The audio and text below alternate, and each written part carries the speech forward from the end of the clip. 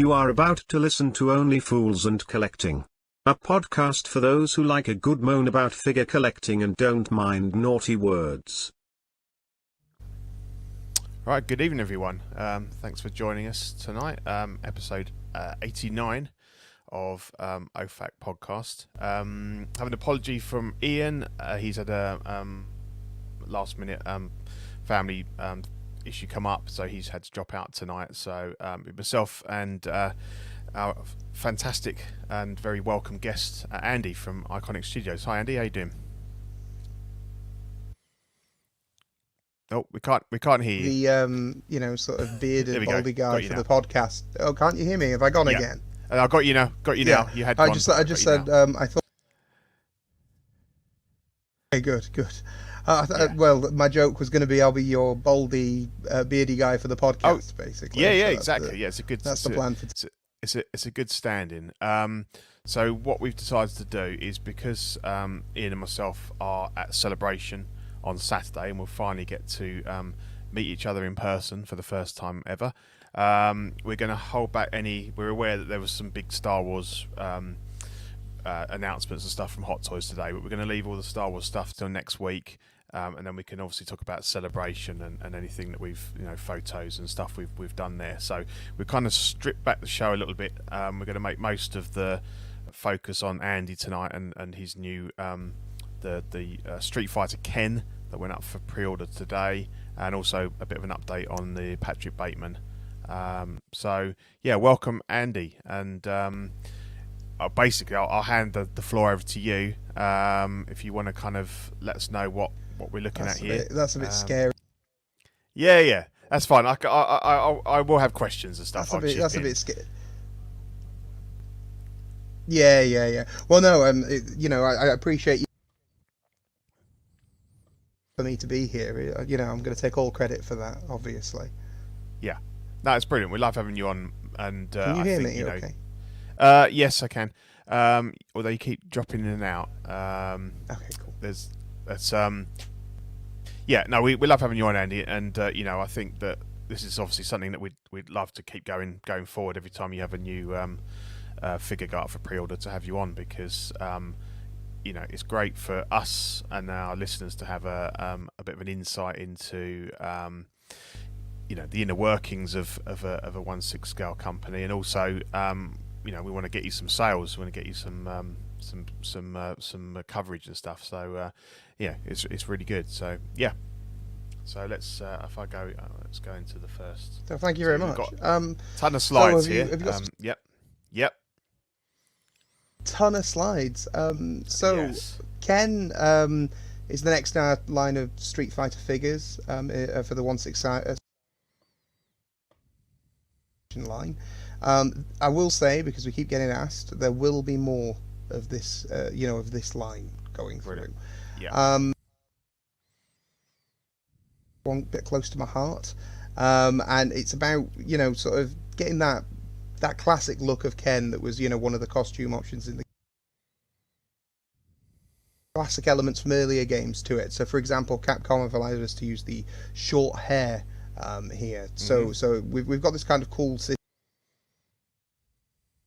swap it. So essentially you get the two head sculpts, and then you get two hair sculpts, and they are sort of interchangeable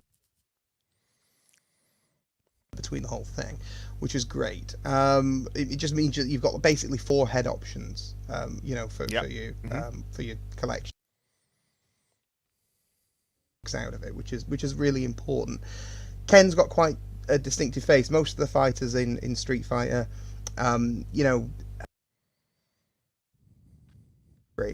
Ken's got that cheeky look, and it's the whole throwing up the peace sign thing, and sort of that overconfidence and stuff.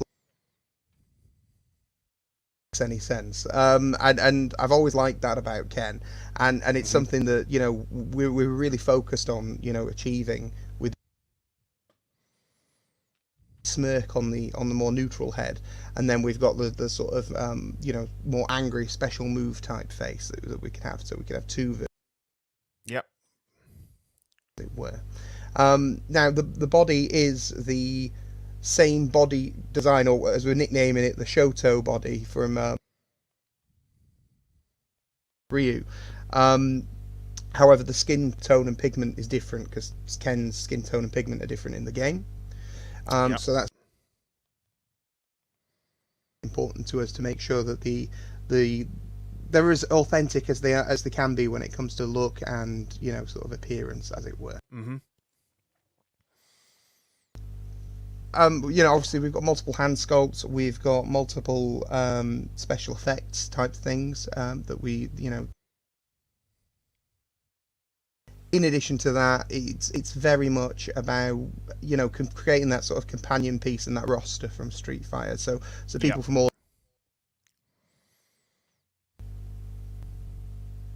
Okay. So yeah, cool. Is there anything you'd like to ask about do you it want or to? anything? Yeah. Do you want to? We are losing you, but do you want to drop back to just using your computer? Right. And we'll work with that. Shall we try that? Can you hear me a lot better now?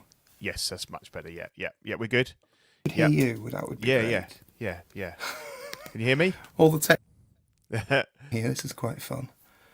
Right. Speaker, internal mic.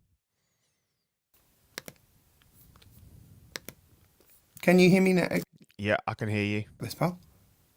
Can you hear me? I can't hear you at all. Oh, okay.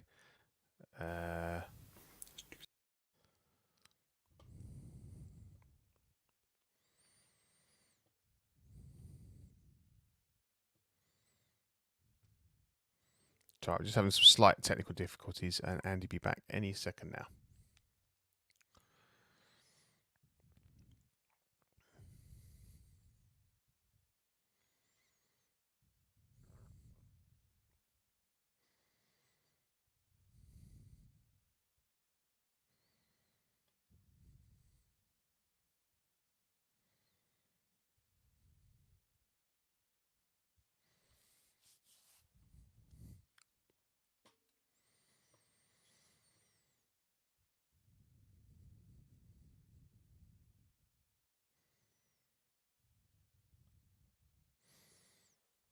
Okay, so just while I'm sorry about this, guys.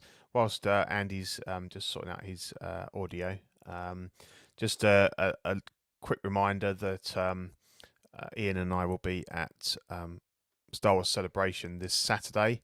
So if any of you are attending on the Saturday, it'd be great to meet up with you. We've got some special celebration stickers that we'll be giving out to anybody that comes up to us and tells that they're a subscriber to Collecting Weekly and listen to OFAC. So that would be great. As many of you that we can meet up with, the better. I think it's going to be a really good day.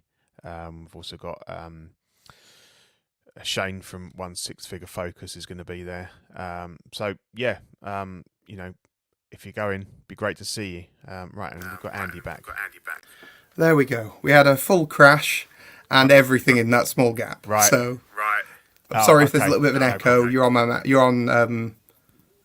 my laptop speakers at this point. I think we'll live with that because it's better than losing you mid-sentence. So, well, if we can try and maybe if we can try the art of muting and unmuting, and we'll see how that goes.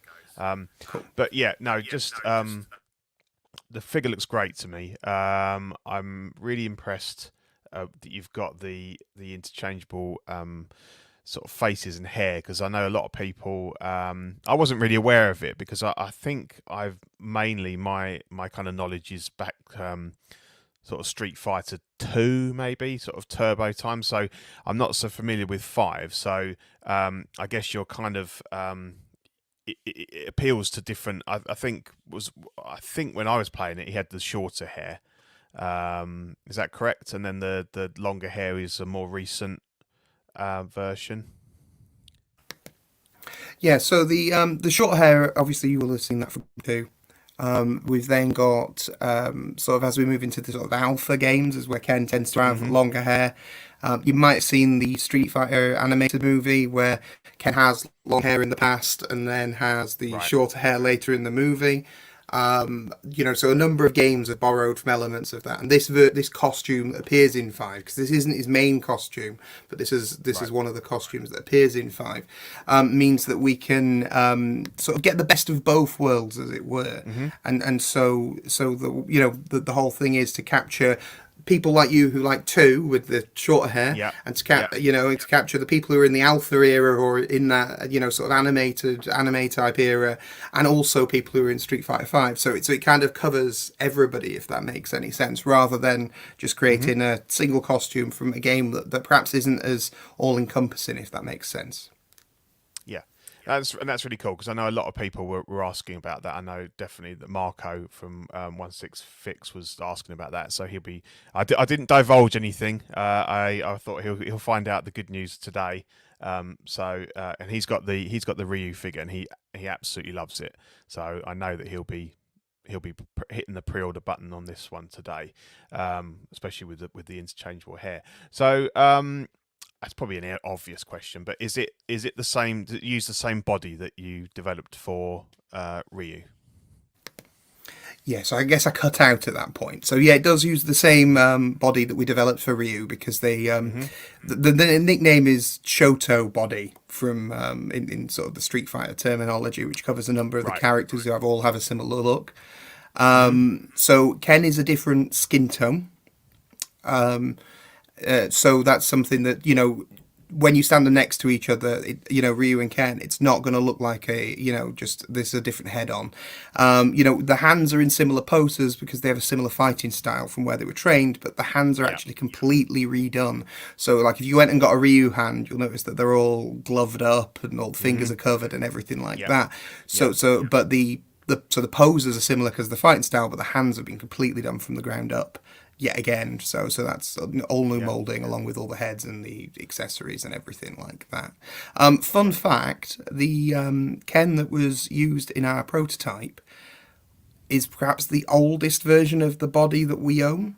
So people who want to talk about longevity of TBL bodies and stuff like that, this was one of the earlier bodies that we had before Ryu, and where we hadn't settled on skin tone. And we decided what Ryu's skin tone was going to be with this physical body that's in those photos.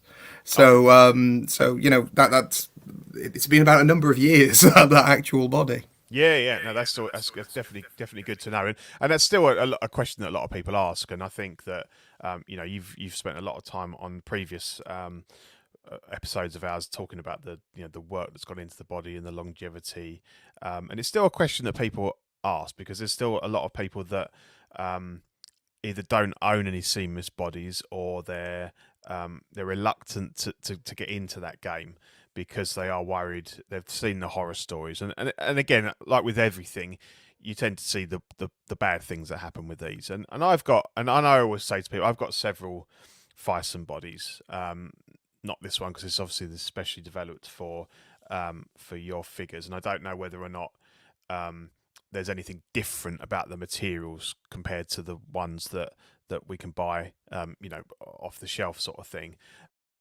And I've had a couple of elbows split, but then I think a lot of it is to do with handling as well, and being respectful of the material, and knowing that it's not indestructible, as long as you're careful with it and you don't stress it in a way that isn't natural.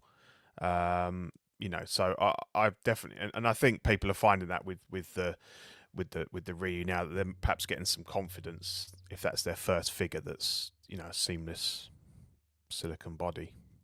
Yeah, I think one of the big cues for us is always read the instructions. Is the big cue. Looking after them and making sure that there is a little bit of extra effort that goes into handling a seamless body. There's no question in my mind around that. Exactly. But also, it doesn't matter if you have any figure, plastic body, any of that stuff. If you put them in extreme poses for too long, if you, with like clothing that has like plastic coating or even just tailored stuff, it eventually will give, things wear out, So so the whole point is following those instructions for longevity, and that goes for any figure. That's as a long-term collector's piece of advice, not just somebody who's going, oh, these are our figures.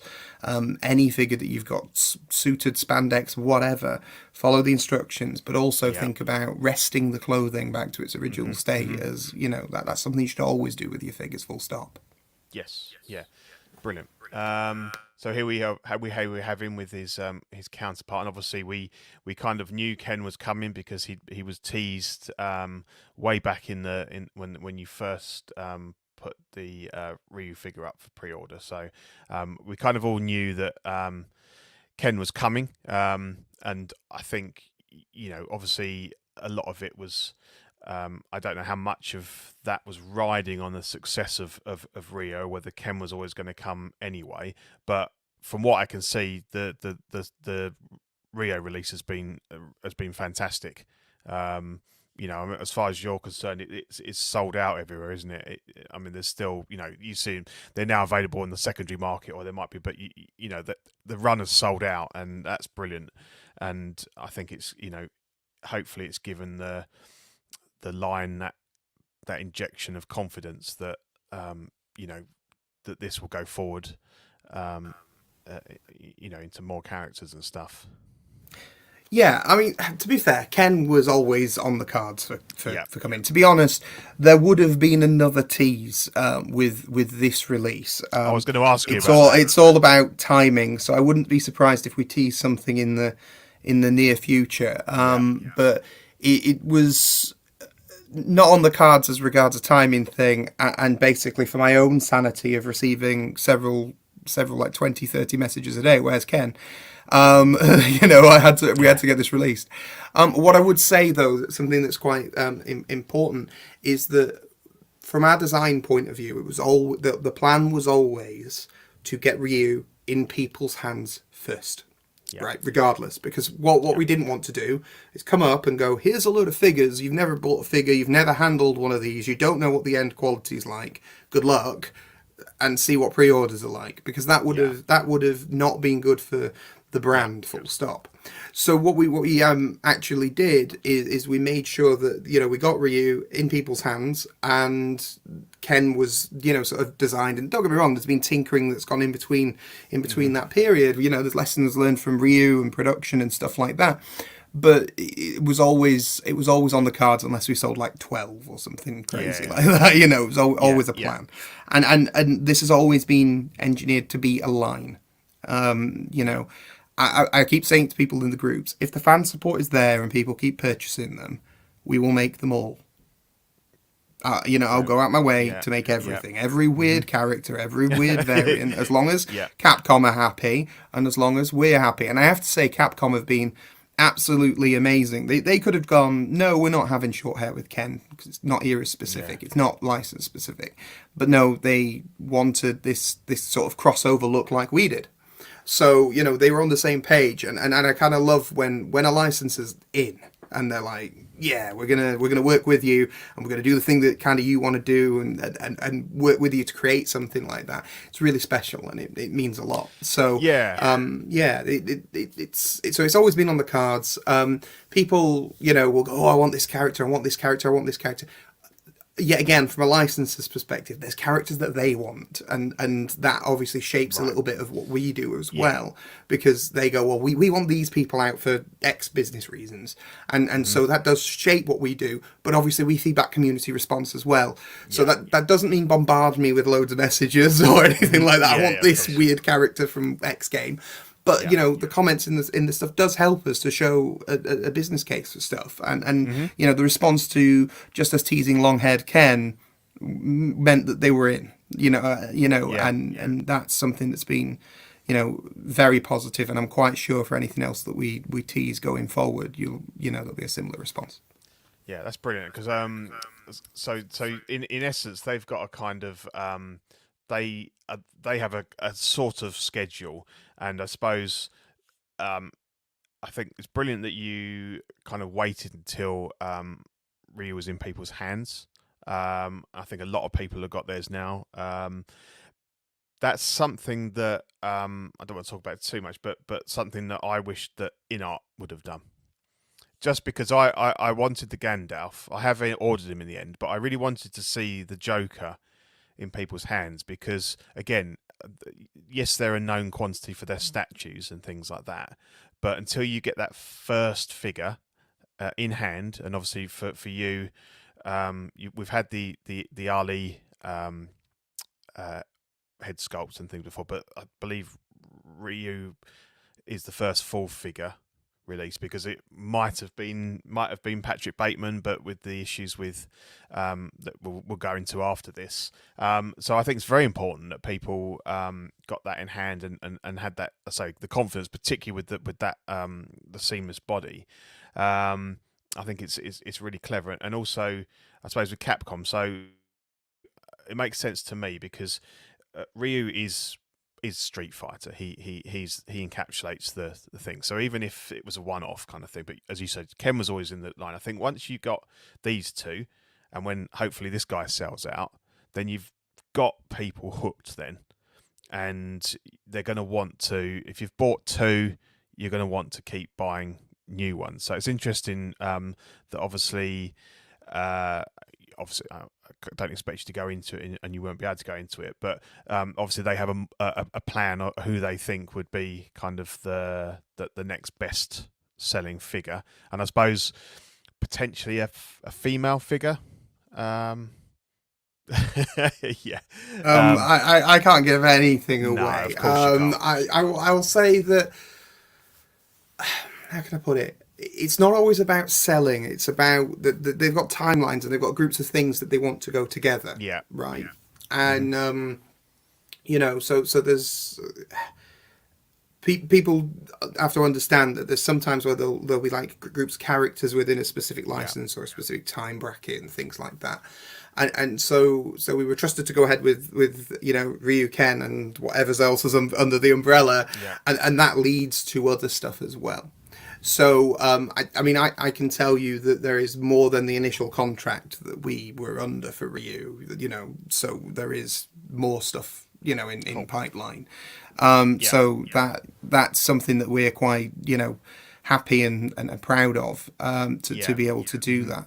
I wish I could speak really freely about certain things, but sometimes when it's not, it's great to be able to go, oh yeah, we were going to do this, but there's lots of different things that then can happen. You could have a million third parties jump out on it tomorrow because you've done it, or definitely.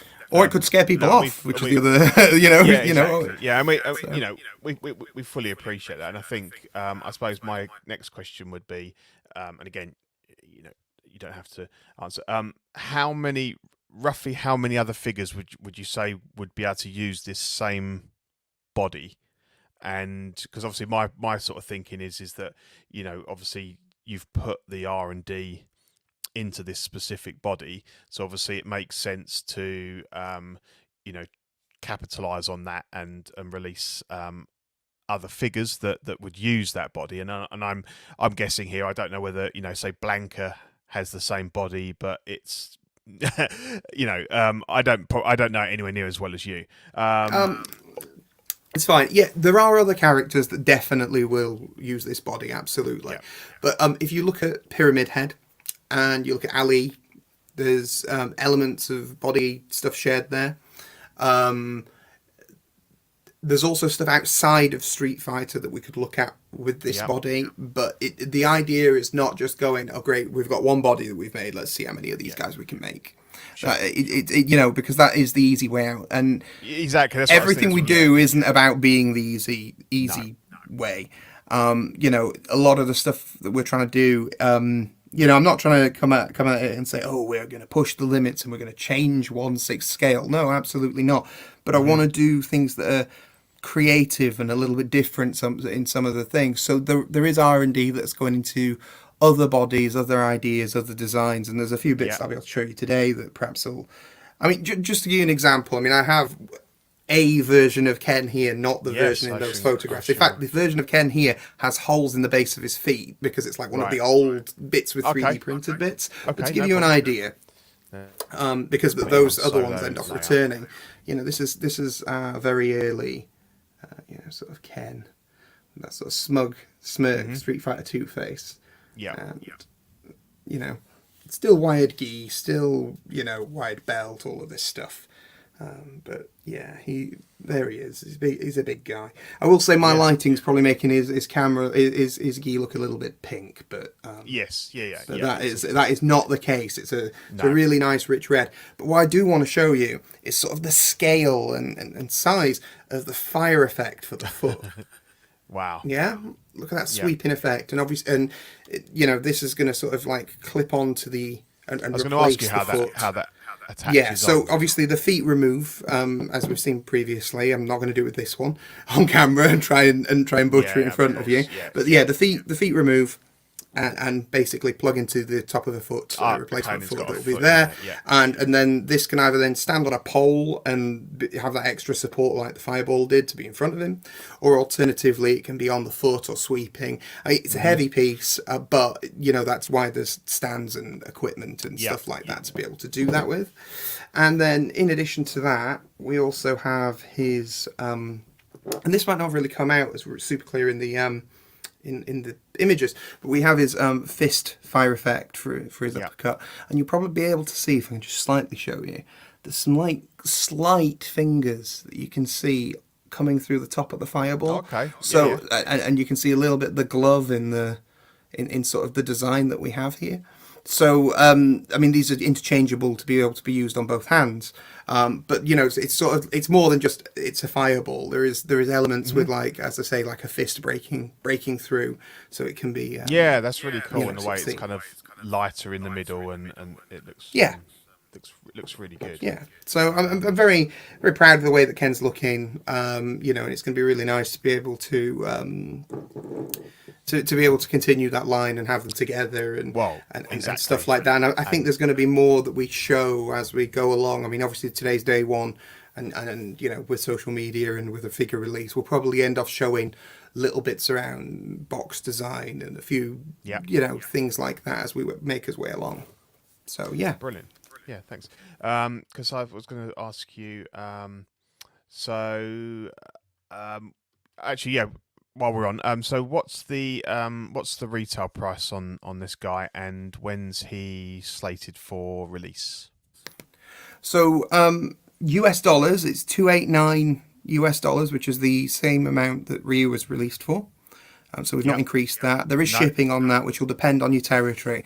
Before we try to absorb quite as much of that as humanly possible, the reality is for all of us, shipping's gone up through the roof. We're still absorbing a lot of it, but same with Ryu. Ryu was I think over 3 kilograms for that box. It's huge. Yeah, absolutely people have been saying how heavy it is. Yeah.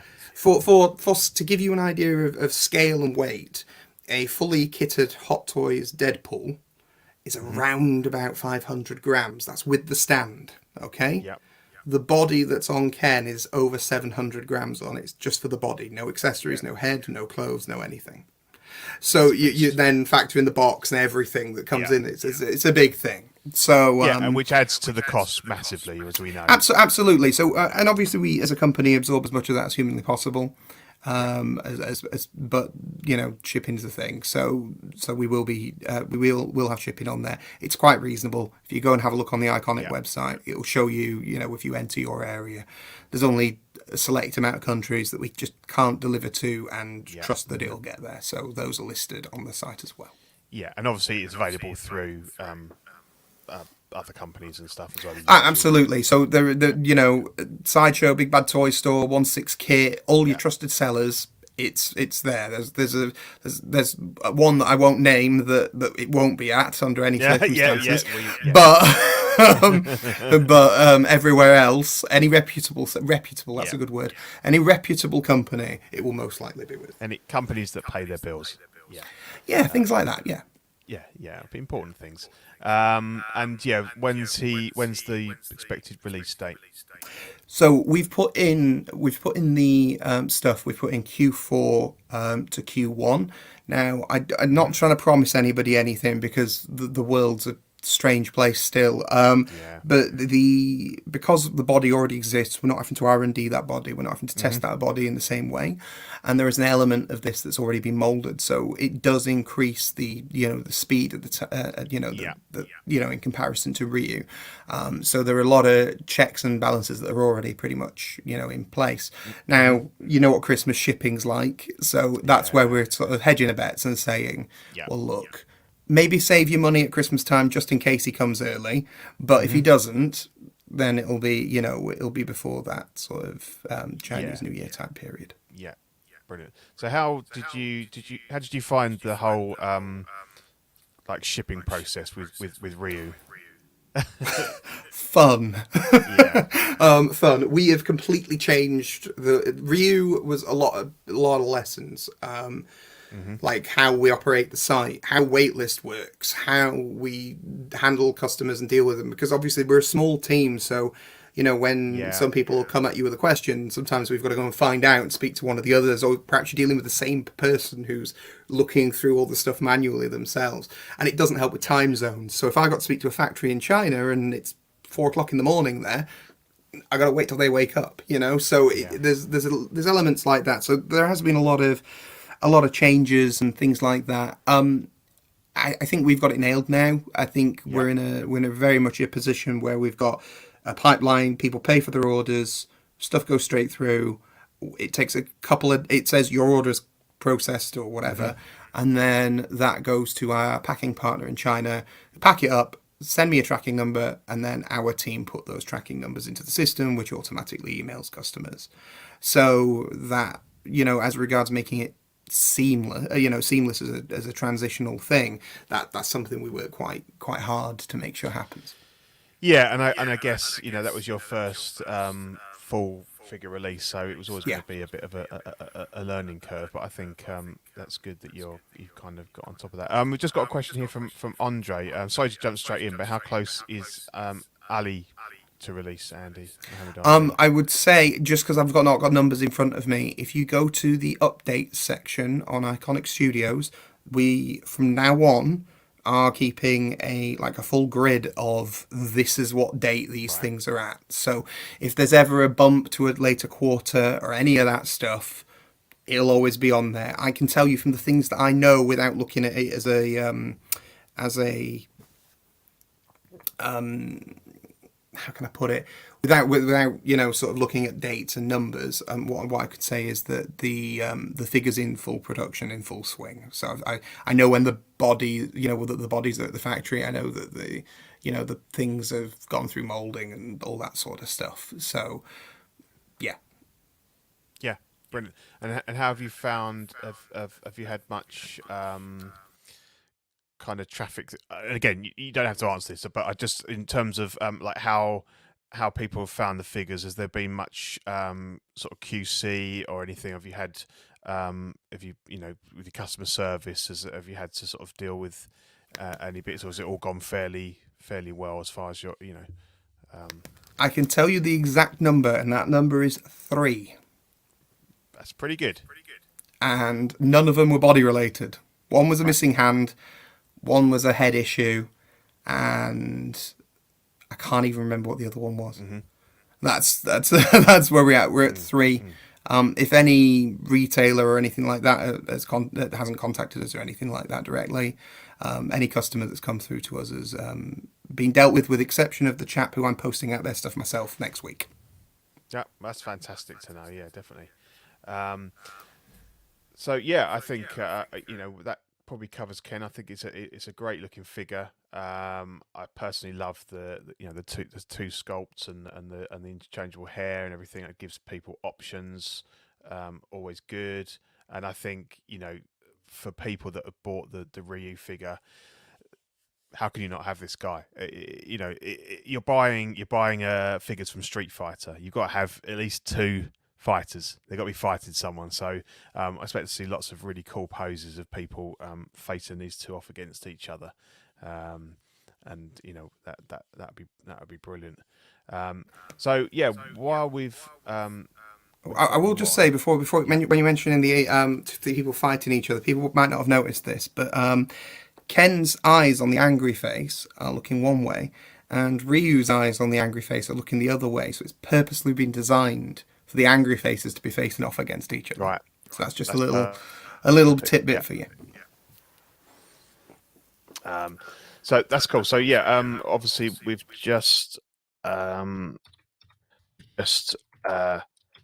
on Ali, and you said that you've got a kind of an update spreadsheet or kind of or a matrix of people can have a look and see where everything is at.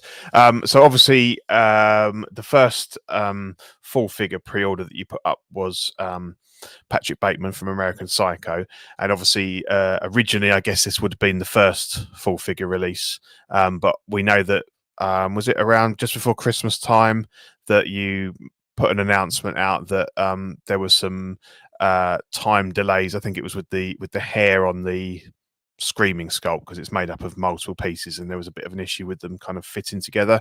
So obviously, you know, you were very upfront.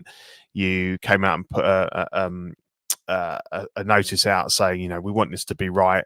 We're going to have to put in a delay, unfortunately, which obviously has brought Ryu forward as the first figure, which I don't think is a bad thing, because you know, it proves that the company delivers on what it's solicited.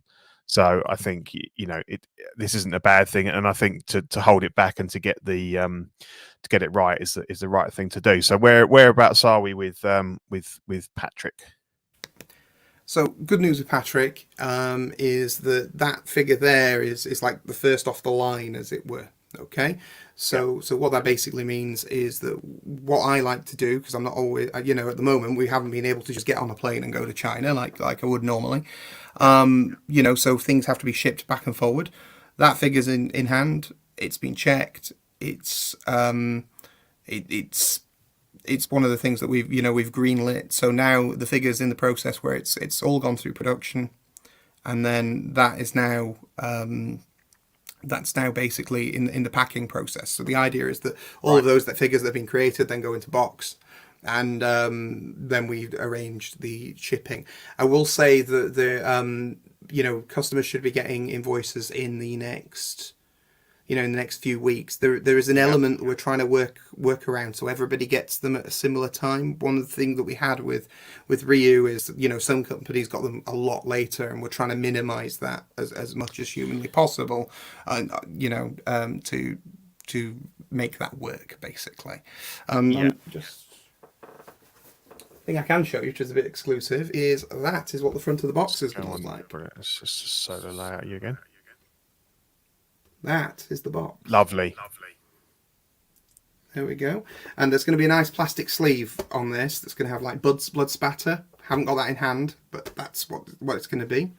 And on the inside of the box, there'll be this. There'll be lovely printed apartment. 2 bits of the apartment. One with the CD, you know, case and everything, and then you've got the kitchen for the Paul Allen sort of. Oh, that's really cool. Against the wall and everything like that. Originally was concepted by Kevin Clarkson and, you know, people who did backstops and bases and stuff like that. So there's a little thanks to them in the paperwork, you know, in the paperwork and everything like that. Yep. So yeah, that's where we are with this. I do actually have Bateman with me. Please, I will just say to everybody here, as you've seen with Ken and the terrible lighting that I've currently got today, Bateman is here, but yeah, again, we're under terrible lighting. Probably the only person that looks any good is me. So, so just to show you, this is Bateman, and the really cool thing about this is that the head posts are magnetic, so you just snap them on like so. Ah, very nice. Yeah. Let's see if we can get that. Lots of like detailed and like pock marks and things like that in the face. I don't know how well that's coming up on here, but you should get that sort of nasty looking Patrick Bateman through there. And then obviously we have that lovely Screaming sculpt, which is, you know, put together from several pieces, and you've got to see lots of wrinkles in the faces and everything like that. And that yet again just snaps on like so. Yeah, that's very nice.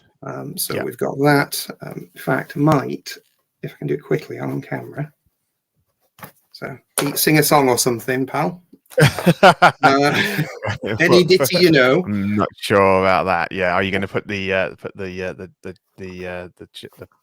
jacket on. The Yeah. what would you call it? I don't know what do you call it in your Would we go with the Mac? Yeah, that sounds about right. Yeah. So it's just about you slide the hands off, you put the arms back, and you slide them through like so.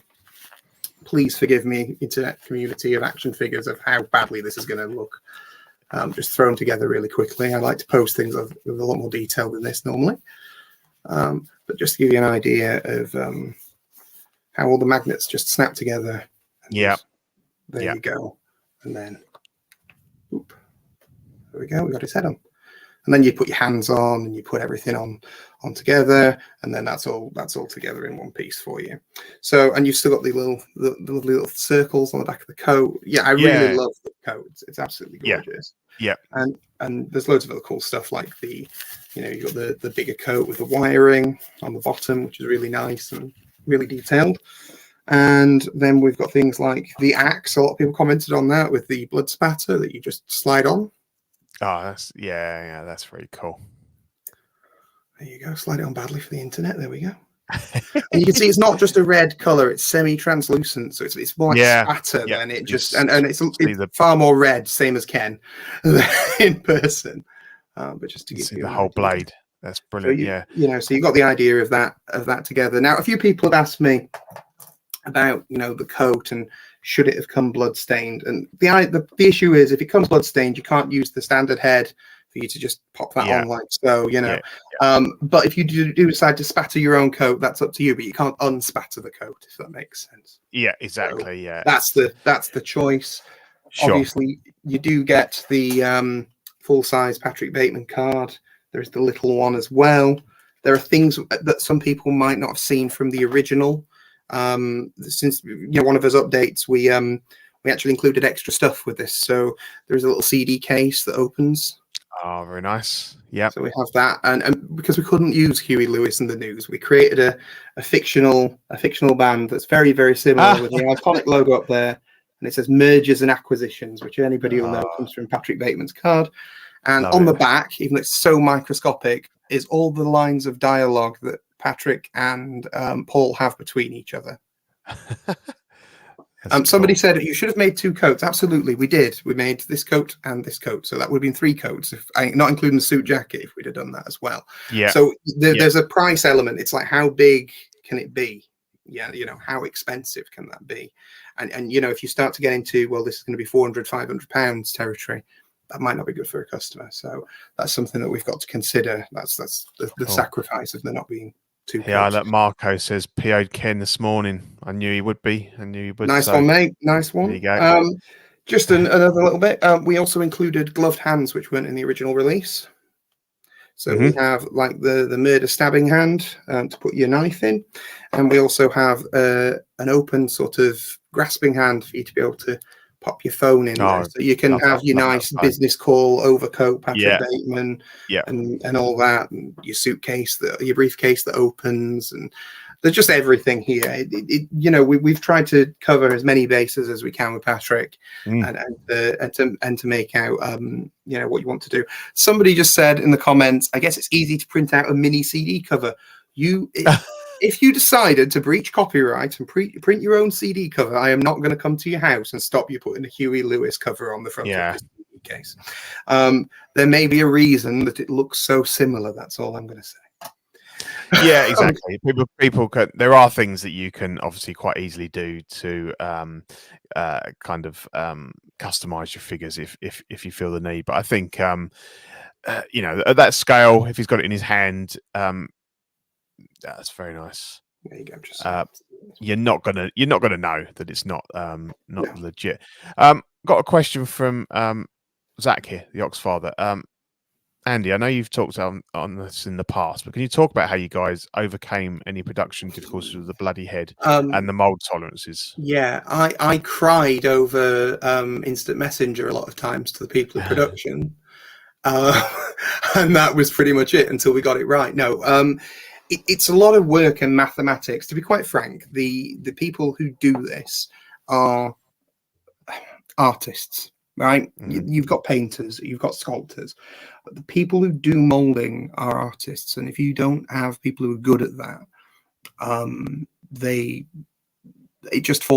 all falls to bits. And so the biggest issue that we had is people, I don't want to get demonetized. So the thing that stopped everybody getting together for a number of years, it has still been an issue in Asia up until recently. There's still been areas where they've gone, until the last 3-4 months, no, these people can't meet, or this person's been ill, so this group can't meet. And when you've got groups of people who are coordinating molds in different places, that's a massive issue. Because there's only so much you can do from messaging each other and sending pieces to each other and back and forward. Those human beings, and I suppose in the same room, the tolerances are so small. Exactly, it's mathematically a nightmare. And I'm very, very lucky that we have 11 for production to be able to coordinate these and be able to say, look, I'm not happy with this. He is the most focused production manager going. Like he's so he's so good at just going, this I'm not happy with this, I'm gonna go back and do this, I'm gonna go back and change this, or and sometimes you've got to say, take a step away. It's fine now, we're good. But when it's something where we were all in agreement, no, I agree with you, we want to get this right, we want to make sure that these things are right, he's on it. He's absolutely on it. And just to come up with some of these little things, like just to show you, this is something that's relatively new that he's popped in this. To get this head peg out, they're actually based on friction, not on the standard. How when you're trying to remove a head peg, normally you've got the ball joint. Okay, and sometimes there's a risk of, if you rip that out of the body, that's it. It snaps and that's it. And I'm not going to be able to do it on camera yet, but these he's created are actually based on frictions. They're like a different type of cap. Okay. So this means it's far easier to plug that into a body, like so.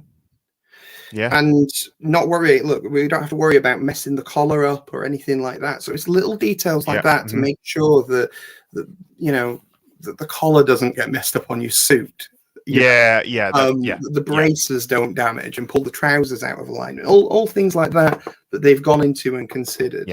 And it's those sorts of things that made me proud to work with that group of people. And then that's why when they go back and go, right, we're going to make sure that because all these different lines and different sections of hair, getting that right so they scale properly was so important. And as a result, the head's beautiful, and I can't wait till you all have it in hand and until you're just snapping them on and shaking them about because they don't fall off, even though they're magnetic. That's confidence for you to be able to do that on it. In fact, there's a video I will probably one day share of 11 running around the factory with one of the psychos doing that, trying to split the head off.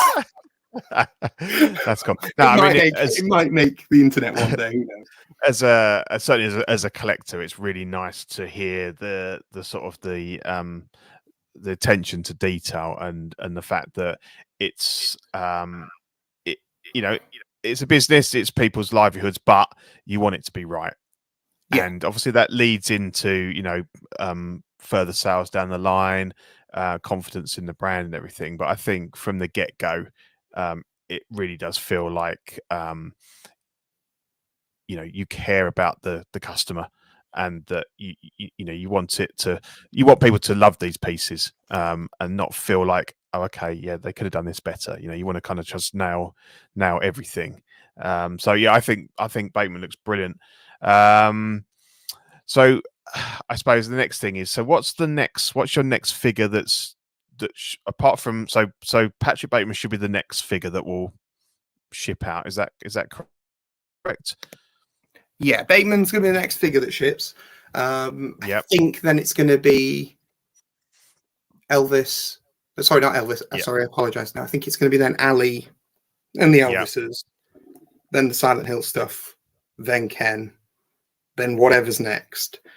Sure. I will say, if I can be really cheeky and sound like a TV sales guy for a few seconds, there are some wider Iconiq projects, and I know that you're a figure podcast, but I do want to explain that we're a bit of a wider thing than that. There's not just me. There's other departments of what we do.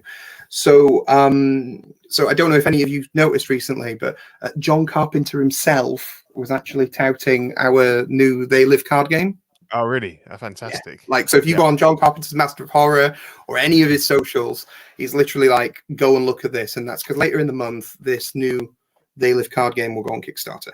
It's got this cool VHS box. It's got this all weathered design and all sorts of stuff like that. That's so nice. Yeah. really, really cool. There's going to be lots of like Let's Plays and stuff like that. So yeah, again, another thing that we've done and learned is that the original game was such a long beast because we were doing it through COVID that we decided to make the game first, like in full produce one or several, and then get to the point where we could just go click and multiple issue them. So the idea is like really short windows for Kickstarter and everything like that. So those are super cool.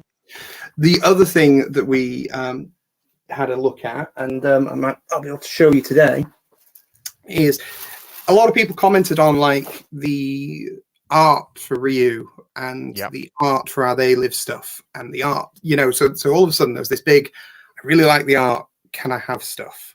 And so one of the experiments that we're, sort of stepping into, because we got asked to by a studio, is we're going to actually launch a little apparel line that's going to launch on Amazon. Okay. It'll be in the UK in the next couple of days.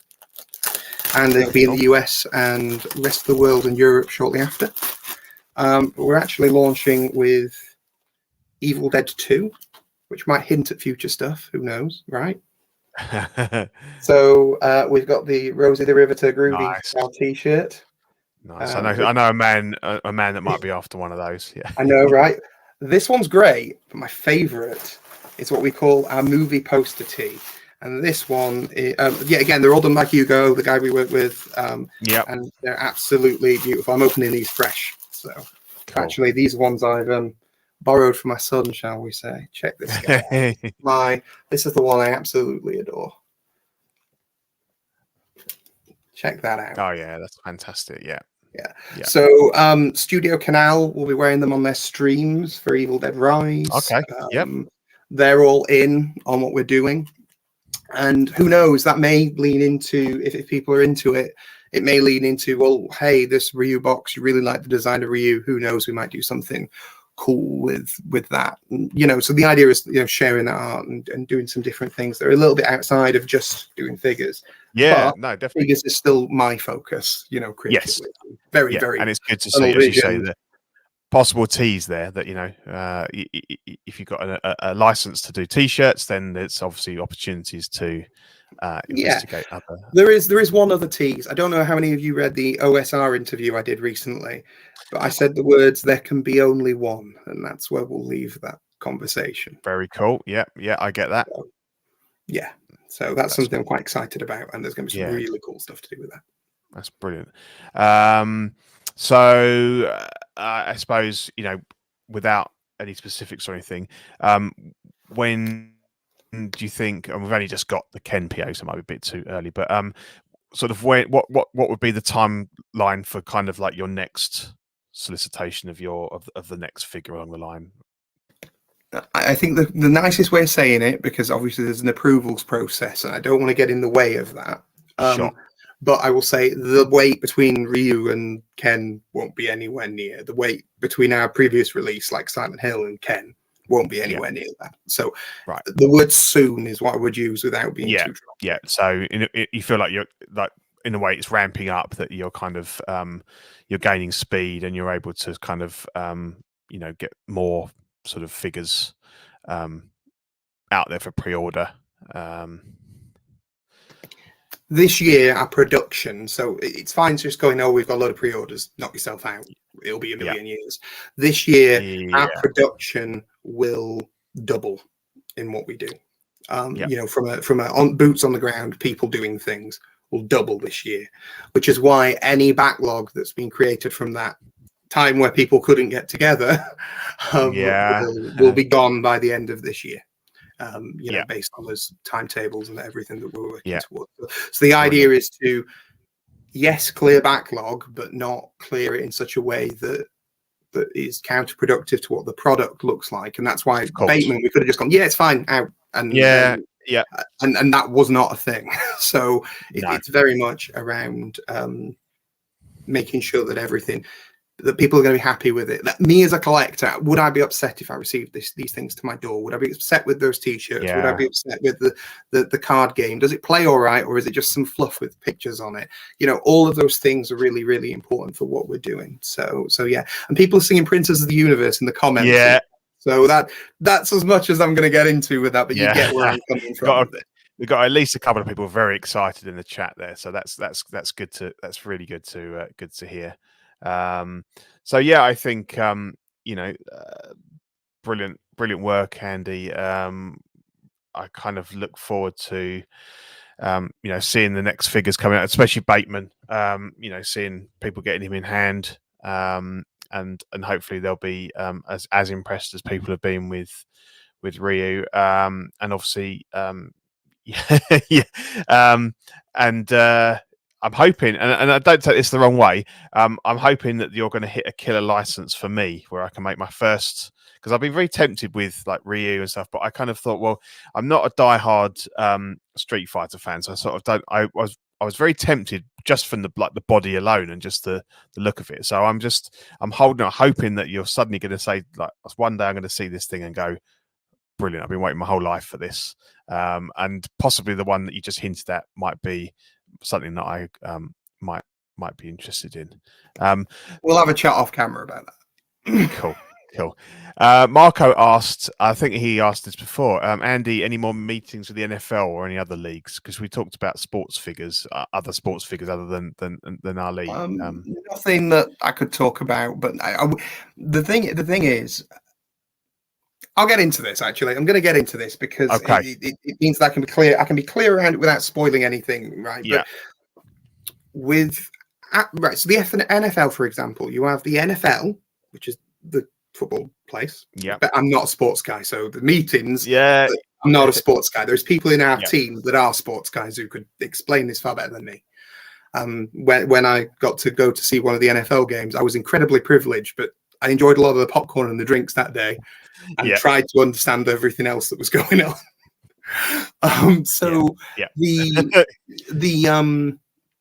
The situation with that is there's the NFL, and then there's the NFLPA, which is the Players Association.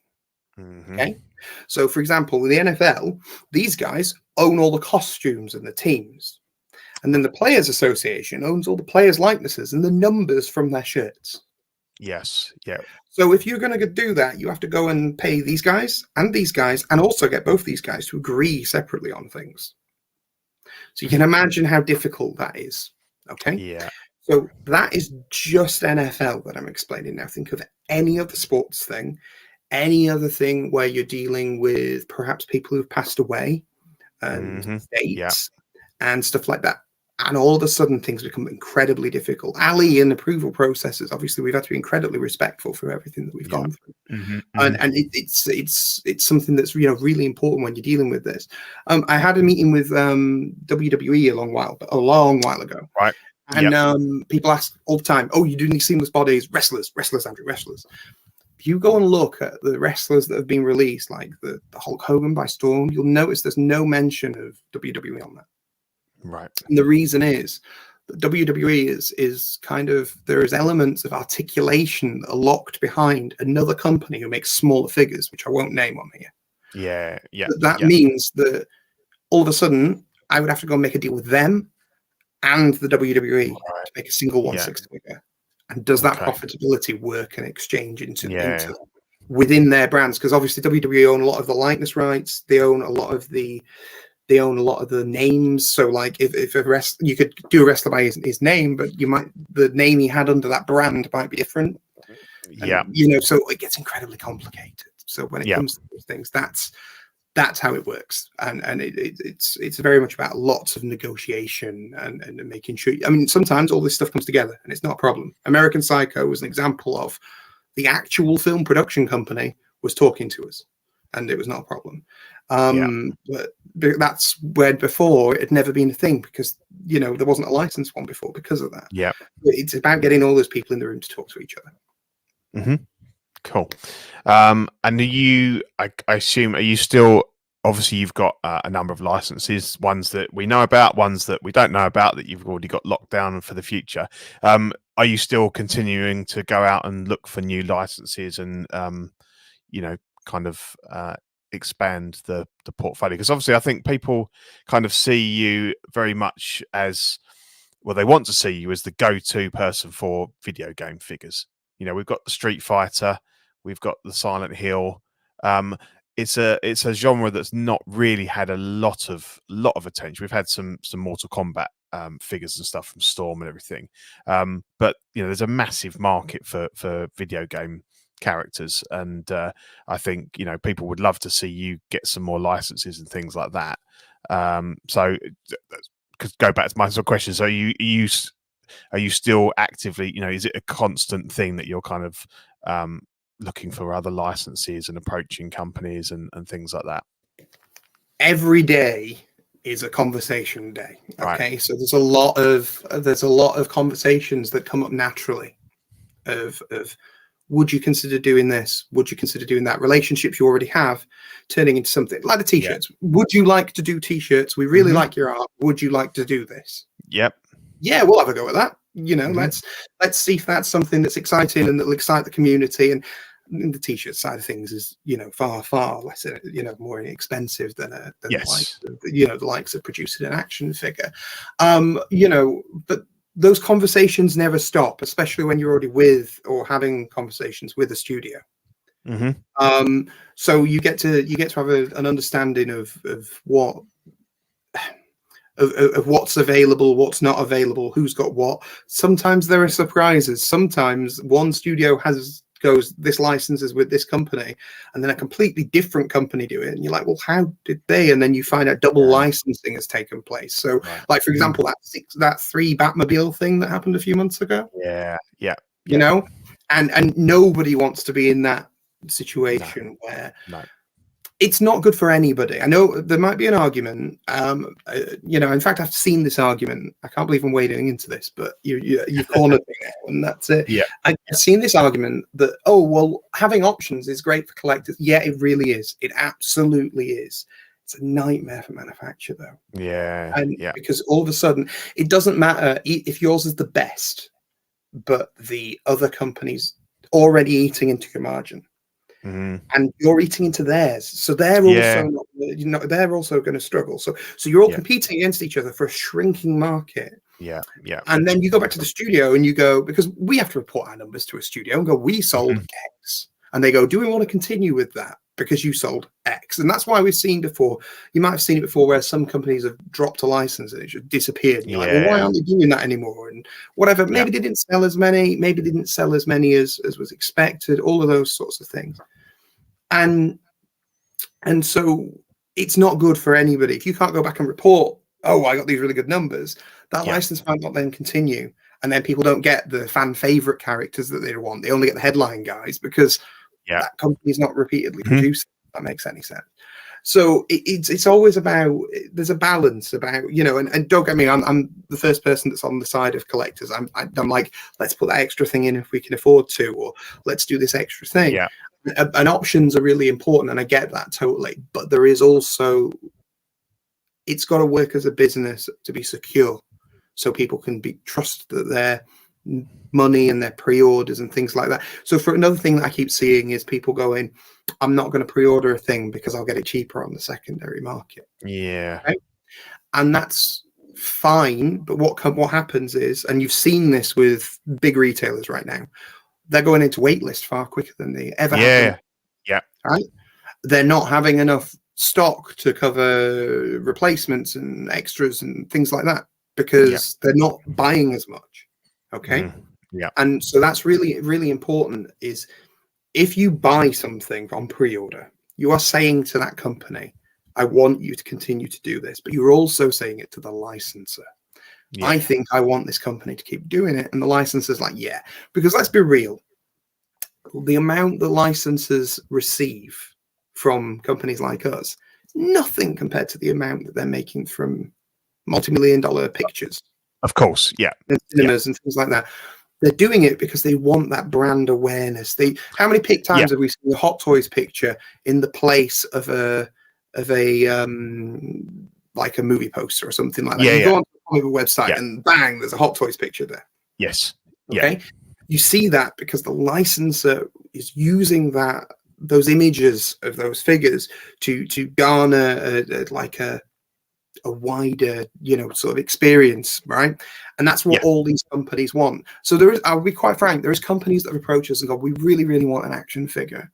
And I've had to look at it and look at the numbers and look at the engagement of what their brand is and go, I'm not sure it's there.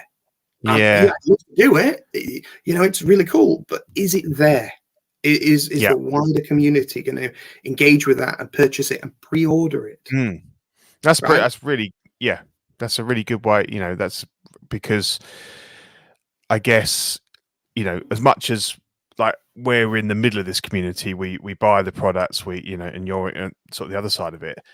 It's a very small market. It's still a very niche product collection, and as you say, compared to what a company would make from a movie company would make from one movie, it's nothing. But I completely get what you're saying. It's almost like it's advertising for them. It's getting it out there so people see the figures and everything. And I suppose, would you say that makes more sense? So if it's an ongoing franchise or something, or it's something that then that works. But obviously, if you're making figures of a movie from the 80s or the 90s, and it's it's a done thing, and you probably, unless they're going to relaunch it kind of thing, then how would they view that in terms of is it still, they still see it as kind of a promotion of their company, of the studio, rather than just that specific film? So I'm just taking you back off mute. So anniversaries and things like that are really important. Obviously, Yep. people want to keep their brand aware. I would say from a marketing point of view, probably sharing some insider secrets here, but hell with it. So how can I put it? There is a moving treadmill of pop culture. Okay, so us guys who were 80s guys of our age. Okay, we grew up in the kids, as kids, as teens, as whatever, and 80s action movies and everything like that. Yeah. However, we're now getting to that point where 90s and early 2000s stuff is far more referenced now within culture circles. So I do believe that in 10 years we'll see less and less and less 80s stuff. Okay. Yeah. Which means we will step away from darlings like Terminator and sad. Stuff like that. I mean, Star Wars is this perpetual ongoing of course. But in general, I think we'll step away from a lot of those things, and some of the early 2000s stuff will come in, and at that point we see more and more Paul Walker action figures and Vin Diesel and stuff like that, and that will continue to happen. But excuse me. Every studio wants to keep their brand alive and keep the references alive. And I think that's why American Psycho happened when it did. It, both from a licensing point of view and also from the numbers that we sold and the amount of people, and this is really important, is that the amount of people that bought an American Psycho figure that have never bought a 1/6 figure ever in their life. Yeah.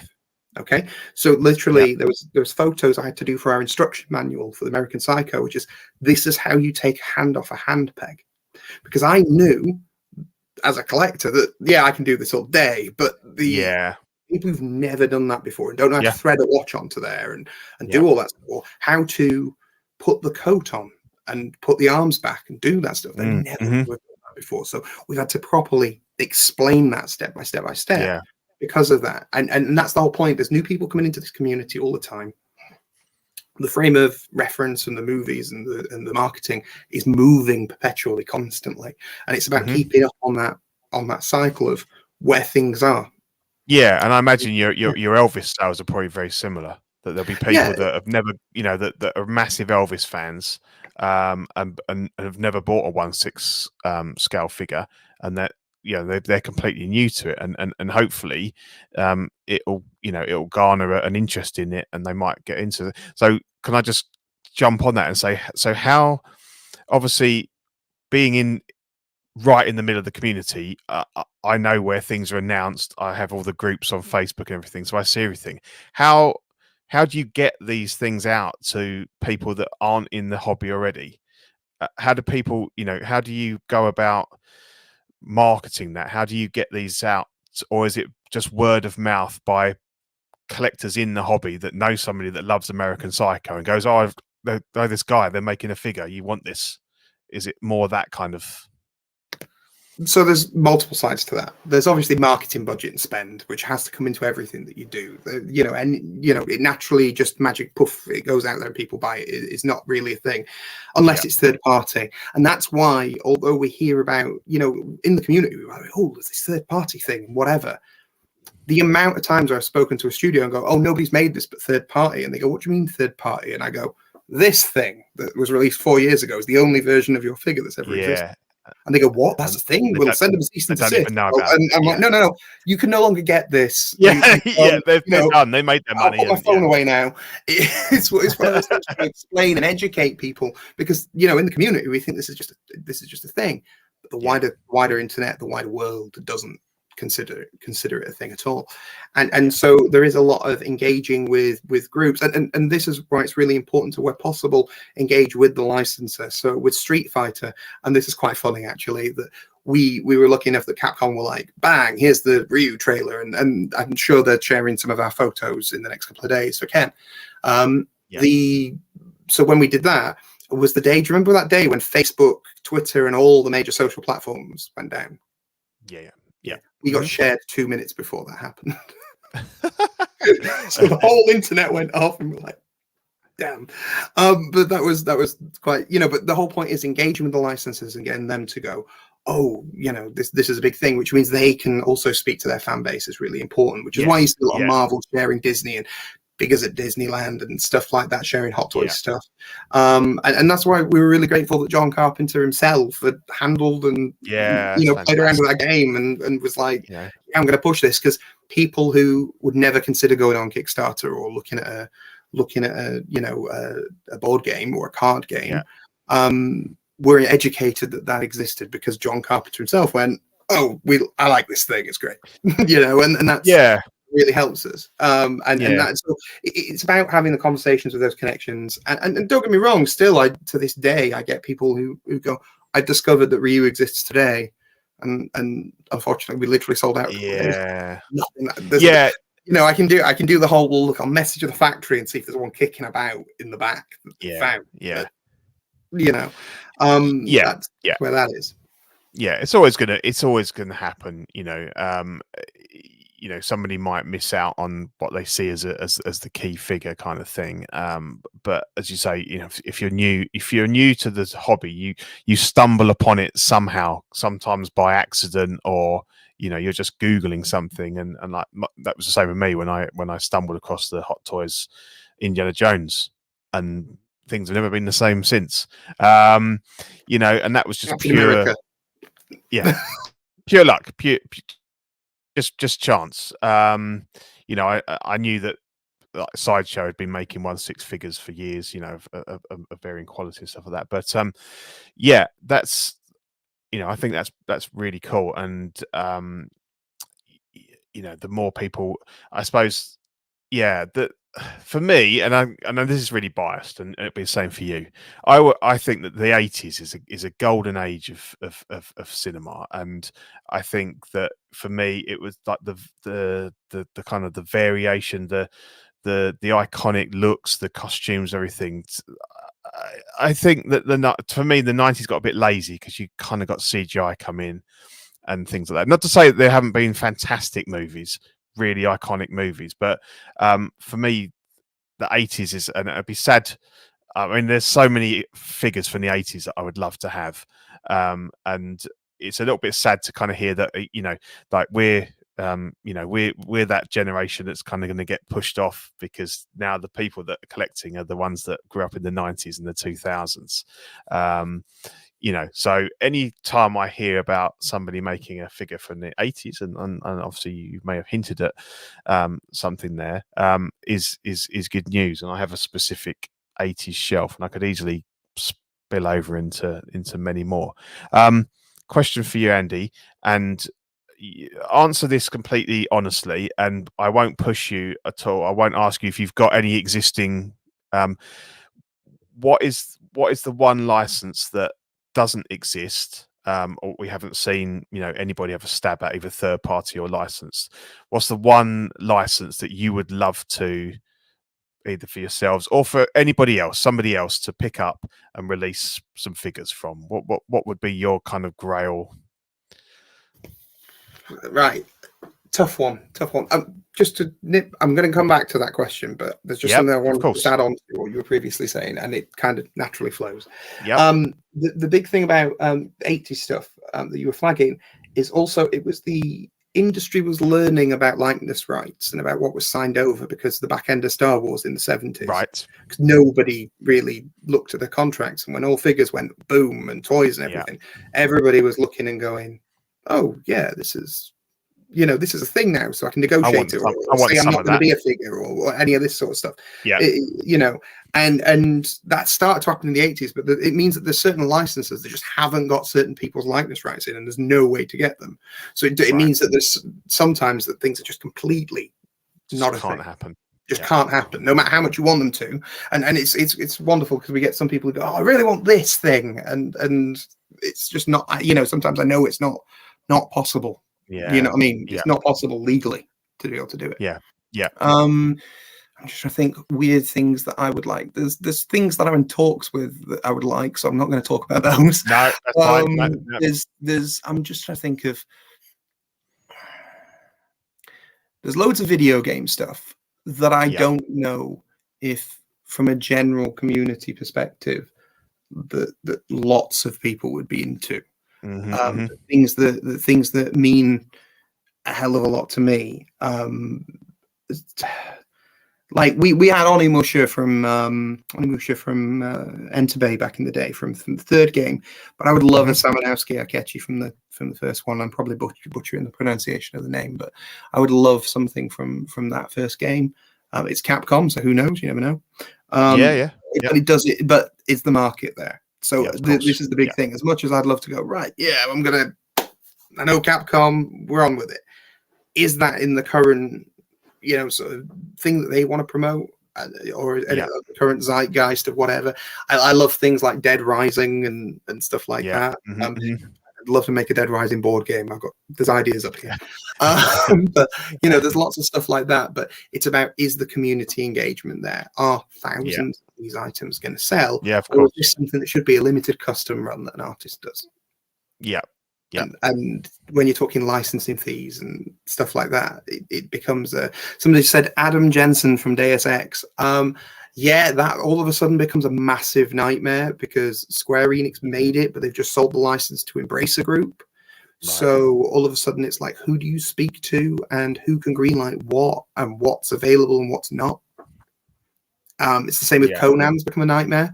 So when Chronicle were gonna do it but then didn't, all of a sudden the hand who owns Conan's changed hands. From like a big corporation's bought it. Which is why it then disappeared from Marvel Comics all of a sudden overnight. And lots of this stuff becomes really, really technical and difficult to work out if you can do it. And I suppose there's a lot of I think there's a lot of licenses, particularly for 80s stuff, that certain companies have touched on and released figures from, but they haven't done anything with them for a long time. And people, do you kind of, in your experience with this, do you kind of, from the get-go, do you sort of sign a certain number of years, or you get a license and you have it for 10 years, 20 years? How does that kind of work? Because obviously, the example I'm going to give is Hot Toys with the Aliens figures. So they obviously had a license for Aliens figures, which they brought out a load, 2008, something like that. Everybody wants Aliens figures, but obviously, if Hot Toys still own that license, but they choose to do nothing with it, then obviously nobody else can make, unless they, do it like you said. Sometimes they give it to more than one company.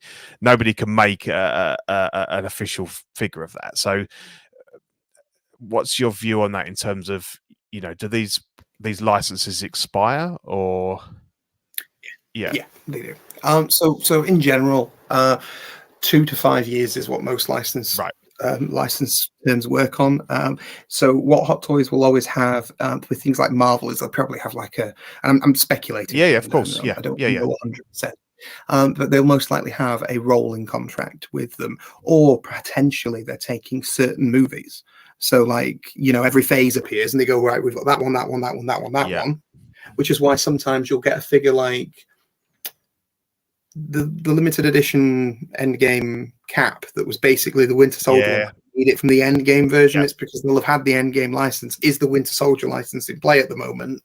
And is anybody going to take it whilst Hot Toys have done it? Have they got exclusivity around the movies? Probably in that scale. So there's lots of different things that happen around with that. Aliens is a tricky one as well, because I happen to know that not all likeness rights are in there. Okay. Not everybody is in there, and not only not everybody is in there, but you also have things like obviously Bill Paxton passed away, didn't he? Yeah, exactly. And all of a sudden you're now dealing with people on an estate as well. Yes. You can see how difficult that all of a sudden becomes. Now, and I say that becomes if Hot Toys wanted it, I'm quite sure they could wander in tomorrow and go, yep, we're doing that. No problem. And throw the money at the people and whatever. For somebody like us or anybody else to perhaps do it, there's going to have to be a lot of negotiation and plate spinning and conversations, whatever, to be able to do something like that. I will say outright, I'd love to do Aliens. Aliens is one of the best action movies of all time, and is an absolute masterpiece. And I would love to do something like that. So absolutely. And also you have other issues like split licenses. So where some companies will have a different movie. So best example is Army of Darkness is not with Studio Canal, who own 2. Right. Okay. And then somebody else who has the rights to Army of Darkness, for example. You have situations where sometimes companies will have the rights, but in one country and not everywhere else in the world. So there's lots of really complex stuff you have to negotiate through. Somebody flagged 80 slashers: Freddie, Michael, Jason. I read that as Michael Jackson, which is he definitely slasher. Pinhead, Ash Williams. That's really tricky. Let me give you an example. Pinhead, I've spoken to Clive Barker's team about a board game in the past. Right. Okay. And I think it's changed now because I believe they've got everything back. But many years ago when we spoke to them, one company had like Hellraiser 3 and one company had Hellraiser 4 and 5 and one company had 2 and 1 and then none of them knew where everything was. So you couldn't make something cohesive that covered the whole thing.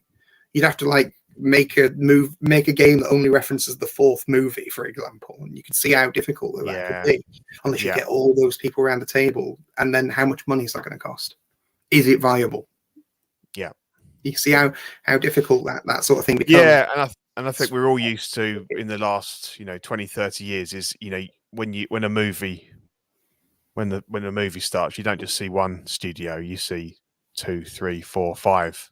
They've all got different bits of it, and as you say, if you've got to kind of negotiate with all of those parties, and it just needs one of them to say no, you're not going to go ahead. And the other thing about saying that, I guess with the 80s, there are more and more of those actors that have passed away, which gives you that an extra level of difficulty, because they're now, you're not just dealing, because they may have signed over their likeness rights to a studio, but I guess when they pass away, does that right disappear, or and then you have to deal with the family, or it may not. Possibly. Yeah. So really, really good example is, and also really sort of weird examples of things that are connected. Bowie's a really good example. Mm-hmm. I personally don't believe Bowie's likeness outside of Labyrinth, which his likeness is tied to. I don't believe that will ever be an action figure, ever. Right. Like, his son's rich enough that he's a director and writer and all this wonderful stuff. So he doesn't need the money.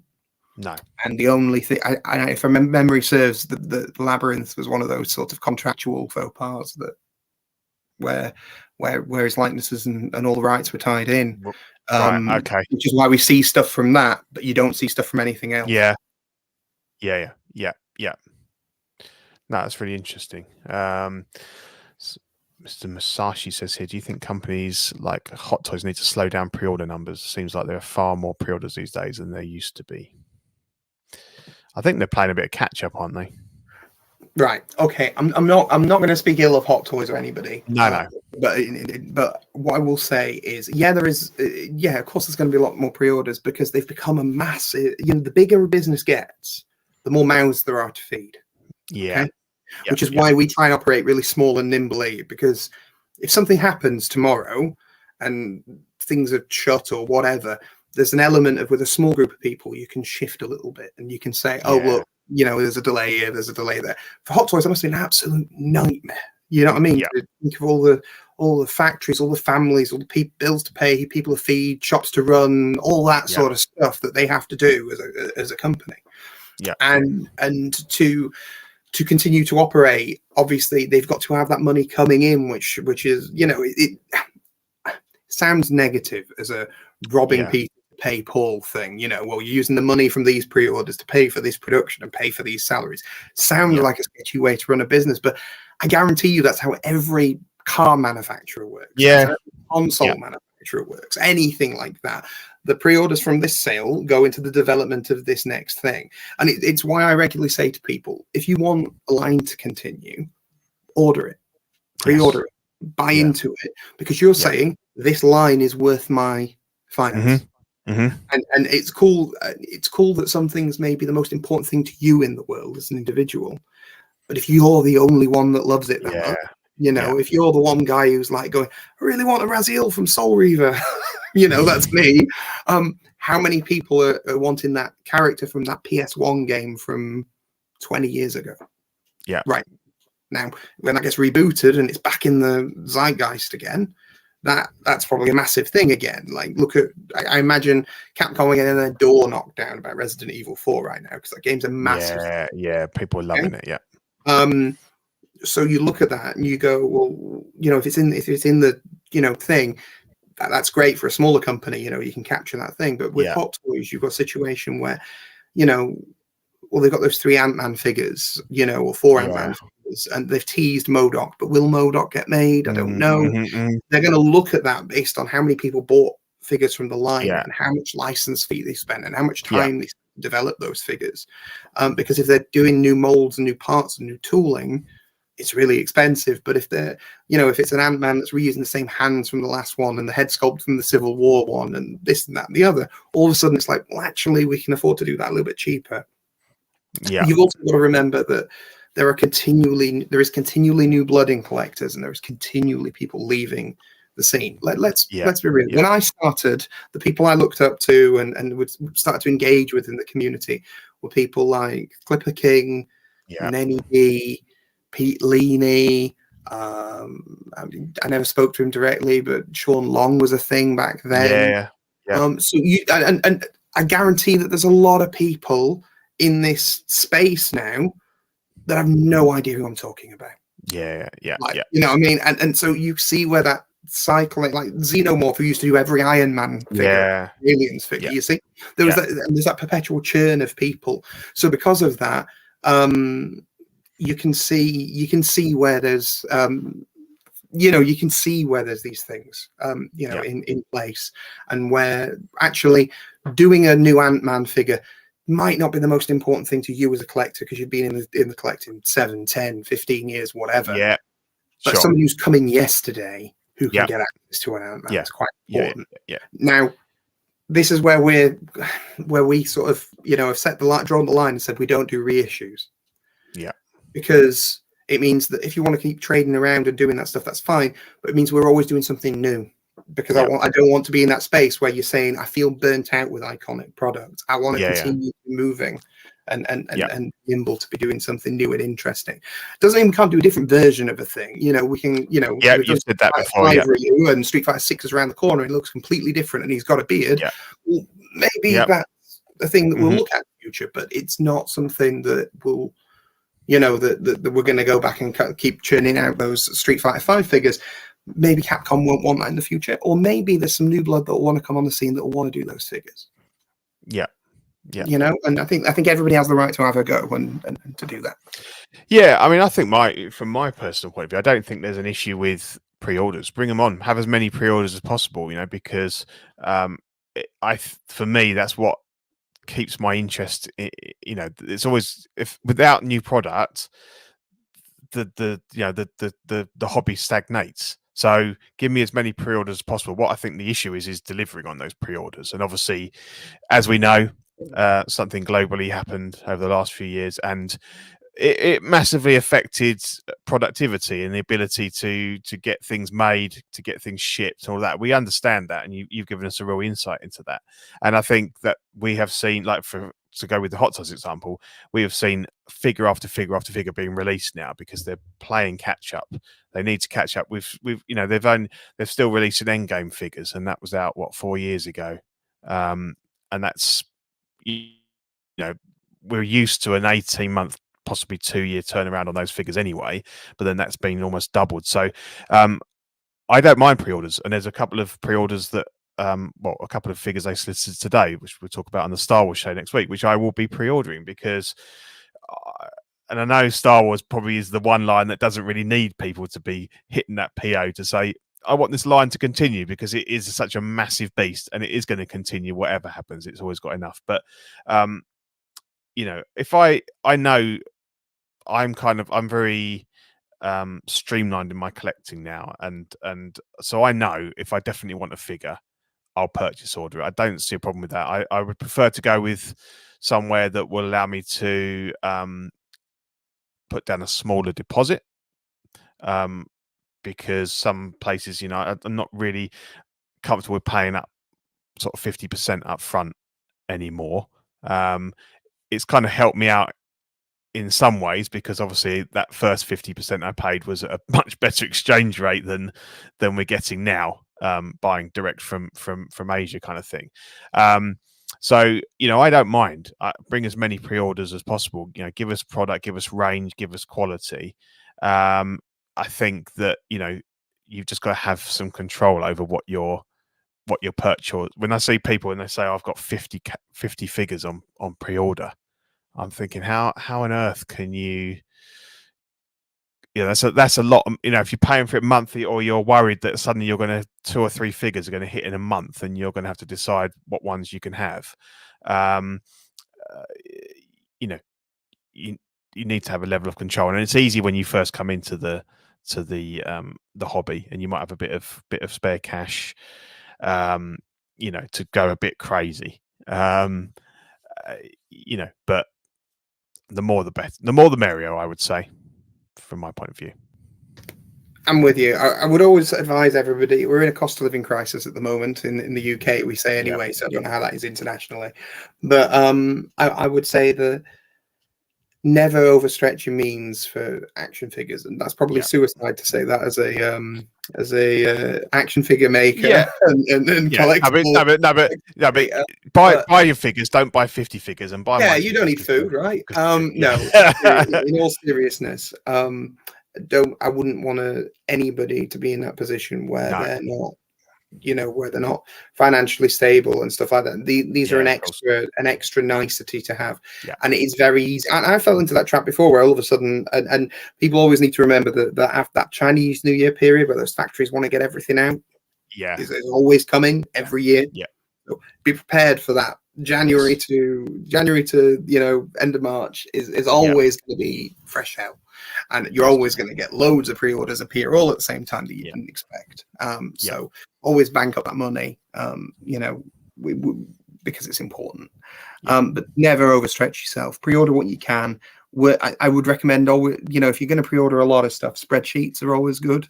So you can go, well, I've paid that off, and maybe get into the habit of there's an option on our site, right? And some people use it. If they've got if they know that they've got a bit of extra cash this month, and they want to pay off their figure early, they can. Right. Yeah. Okay. I would always recommend, with your retailers, if they're a big trusted retailer, you're going to trust to have your money, that they're not going to go pop. Consider doing that, or put them in a bank account or something like that. So then that way, if 2-3 figures do drop, you've got the money there, or they're already paid off. You're not worried about them coming out. And most retailers will have that conversation with you, where you can go, well, can I drop you this extra cash? I know Lee at the Good Bad and Robots do. I'm pretty sure what it would. I'm pretty sure a lot of these places would sort that if you were really, wanting to do something like that. And I would always recommend that being a good course of action, managing those pre-orders. Yeah, definitely. Got a question from Fielder Burns 83 says, how hard is it to get licenses for comic books? I have all the Sideshow X-Men 1/6 figures. Would love to finish the team. I can't speak a great deal about it because it's not something that we're in right now. I do have had conversations with people at Marvel. I do know that there are different companies who produce different stuff. There are factory requirements working with Disney and all that sort of stuff. I mean, obviously we have to work with that anyway for what we're doing with places like Capcom and whatnot. Yeah. I can't imagine it's cheap. Yet again, it's about using parts and expense and how many people buy stuff and reputation.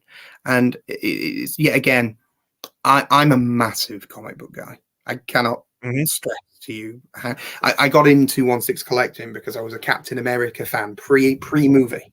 Okay, so this isn't an MCU thing. This is a kid who would import comics and import action figures for postal orders. That's how old I am. Right. Yeah.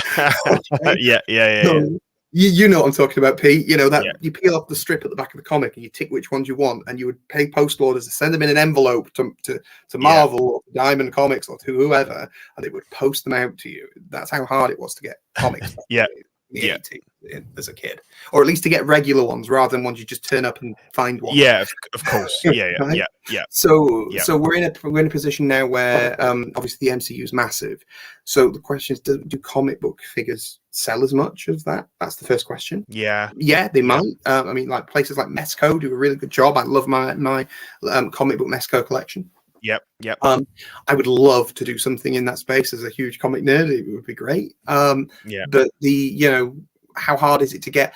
The question is, our Sideshow making enough money to continue to go? Yeah, I need. They've done several Wolverines, but how many of those parts or molds or is it because Wolverine sold really well and perhaps the others didn't, or whatever? Yeah. It's down to how much viably is it to them to continue to make that money. So how hard is it to get the licenses? I don't know. Have Sideshow got it locked up? I don't know. I can tell you I'd love to do it, and I can tell you if I had that license tomorrow, you'd be getting all sorts of weird stuff from the 80s comic book buyers. Jim Lee and Alex Ross everywhere. I can tell you that right now. Alex Ross, yeah. But my point is that it's the same process with everybody, but it's always going to come down to money, how much you can sell, how much money you've got on your books as a company to be able to demonstrate that you can continue to do this, or that maybe you have an investor. We have an investor, so I'm very, very lucky in the way that works.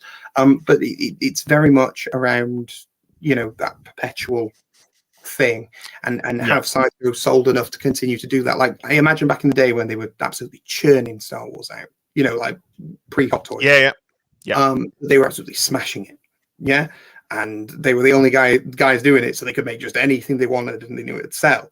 Now, is Sideshow going to drop, I don't know, let's pull something random. Are they going to drop an Archangel tomorrow to finish your X-Men team or something like that? Are they going to drop, I don't know, Night Thrasher from the 90s sort of Spider-Man era? I'd love it, but are they going to do it? Probably not, because there's me who'd buy it and the comic artist who did it, And is the community right around that right now? Or are they going to want a Wolverine, maybe a Blade or a Spider-Man or an Iron Man? And if that's the case, are you going to trust a Iron Man from Sideshow over a Hot Toys existing Iron Man that's already out right? Yeah, and I think because we have the MCU and stuff, that's very much skewed how, you know, the collectibles that's very much, you know, the majority, I suppose, of comic book characters that come out are those on-screen representations, because that's what the wider market is aware of. You know, a lot more people have seen the MCU movies than they've ever read a comic book, I assume. You know, so that's where where the money's going to be. There's always going to be a hardcore fans of the original comic versions, but as you say, it's as much as in the best cases there's passion behind these projects, and they're made by fans and everything, they still have to sell. They still have to be able to, you know, make money for the company. So yeah. So yeah, it's very much that. And don't get me wrong, I'd love to do it. I'd absolutely be like, bang, I'll do that. Thank you very much. Yeah. But it's very much around, is the price right? Is the content right? And is the market there for it? I do think if the right thing was done, absolutely the market is there. But it's about marketing it, and it's about creating something special. And I think whoever does it needs to really live and breathe that old comic, because it goes beyond I'm making a Spider-Man comic character. It's like, which artist are you making? Yeah, exactly. Is it Romita Jr.? Is it McFarlane? Like he's kind of my Spidey, you know. You're going to go Ditko, you know, and that's why I really like Mezco, because like you go and look at their recent Spider-Man, it's Ditko Spidey. There is no question who that Spidey is. And I think you can see that as a thing, and I think whoever does whatever needs to be super hyper passionate about the thing. It's like there's a lot of people talking about boxing in the comments right now, and about that, and just to cover that as a whole thing, I will be honest, I ain't the sports guy. Okay, I know bits, and I massively respect Ali. My big reference for Ali would be the Ali versus Superman fight. That's my that's my connection. But our investor and some of the other members of the team are massive boxing fans, like huge boxing fans. And to give you some insight, obviously I do like 90% of the photography that we do, all for the pre-orders. Maybe more. And so like when we did the boxing poses for Ali, one of the big things was every photo. I must have done 200, 300, 400 photos of that damn figure, because it was like, you need to move his arm here because he wouldn't stand that way in that era, and fans know. And if we'd have just chucked some photos out, we would have got that. So it's very much around people having that insight into whatever it is, and that's why I think it'd be really important for anybody who did comics in the same way that boxing would be a thing. It's have that insight. Regarding the question of would we expand boxing line, it's a possibility. I'll say that, you know, in comparison to something like American Psycho or Street Fighter, Ali isn't in that echelon. Okay, I'll be really clear about that. That doesn't mean it's sold badly, and it's something I would consider for a wider thing. But I think the question is it going to be special? Is it the right thing? And is it something that we can really do something special with? To be able to go, it needs to be a nice body. Because you couldn't just make any old body and just go, oh, we'll put a boxer head on that. That'll be fine. So in that regards, what can we have? Do you have any thoughts on the Apollo Creed figure that Star Ace have announced? And a lot of the talk has been about that body. Honest answer. In fact, I probably of course. Look, OFAC.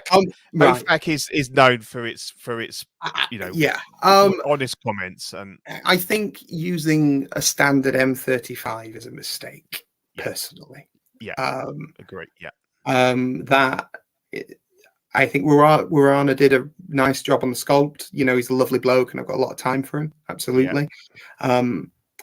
I think for me, something like Rocky or full stop needs to be tread with absolute admiration and love, and it. Weirdly enough, there was conversations that we had back in the day when we were doing Ali, but it was just at the point where Amazon bought MGM. Yeah. Basically, everybody we were dealing with just ceased. Yeah, because they're all on Prime, aren't they? MGM. And so it was like, it was one of those things where it kind of, you know, maybe we could have been doing it, but it's one of those things where you go, awesome. Where you go, it's a tricky one. But I personally think that I'm not sure the M35 is the right decision for that. But the other question is, are Star Race going to spend the amount of money in our Ken's Reeves body ain't cheap, and this is why when we say like, you know, Chun-Li or any of the other people, you know, those guys are absolutely all on the cards. But there's a cost implication to that. Yeah, of course. So, and we know what we can do charts of what we expect to sell, but that doesn't put money in an account. Yeah. So when I say to people, oh, you know, you support Ryu and you support Ken, and those things continue, I already know from today's numbers on Ken that we're continuing with a wider line. Looking good. Yeah. More R&D, and just from today's direct numbers, without even speaking to other retailers, I know we're good. That's fantastic. But the thing is, like, are they going to go to that extent? And do they have the option, or are they just buying the bodies in bulk or whatever? I don't know. We had a very, very unique thing with TBL where we went and had the meeting with them, and you know, because I'd already known them for a while from reviewing and stuff like that, and meeting with them and sat in the room with them and said, this is what I'd like to do, and then went back later on and said hi. You know, and we got to see the stuff in hand and everything like that. And the people there are absolutely wonderful. I've got so much time for the people at TBL. But it's about having that relationship. And the question is, I don't know. I don't work for them. So. No, I think it's very important. I think, you know, you could nail the sculpt, and I don't think the sculpt is too bad on that figure, but it is the body that takes you out of it. And obviously, you know, I think people fully appreciate that to develop a bespoke body, which, you know, say for Rocky or Apollo Creed, you might not be able to reuse. You know, I mean, it's not a video game character; it might be a one and done. So, you know, but it's about gauging. Would people be prepared to pay £50 more, say, for that figure to cover that additional R&D? Is it enough of a cherished thing? And I think for some licenses, people would, if they would get 100% that is the body of that guy in that movie at that time, and they loved it enough. But it's a gamble, isn't it, to know, you know, every one of these things is a gamble, unfortunately. Like you can do all and I don't care what industry you're in. I mean, PlayStation have just had this with the VR thing, that they've sold like a fraction of what they expected to. Right. Sorry, Okay. I apologize there. Yes, I'm bouncing all over the place. But it's actually, you're still on the screen, Pete. I'm seeing a lot myself. I'm very sorry. It's all right. There we are. There we are. I'm taking all the screen. I feel really bad. People have tuned in to see you. Listen to you, Andy. But but it's one of those things. It's one of those things where it's all about R&D and cost, and if it's worth doing it, it's all a gamble. But it's about making those educated decisions about, you know, what can you actually do and produce and stuff. And if they've made that decision of, you know, it costs this much with a license and stuff like that, you know, I totally understand their point of view on it. You know, I mean, we as collectors, we all have our opinions on different companies. I'm sure people in the comments will have an opinion on Star Ace. Some people have an opinion on Iconiq and hate me, and some people will have opinions on Hot Toys. We've already seen them in the comments.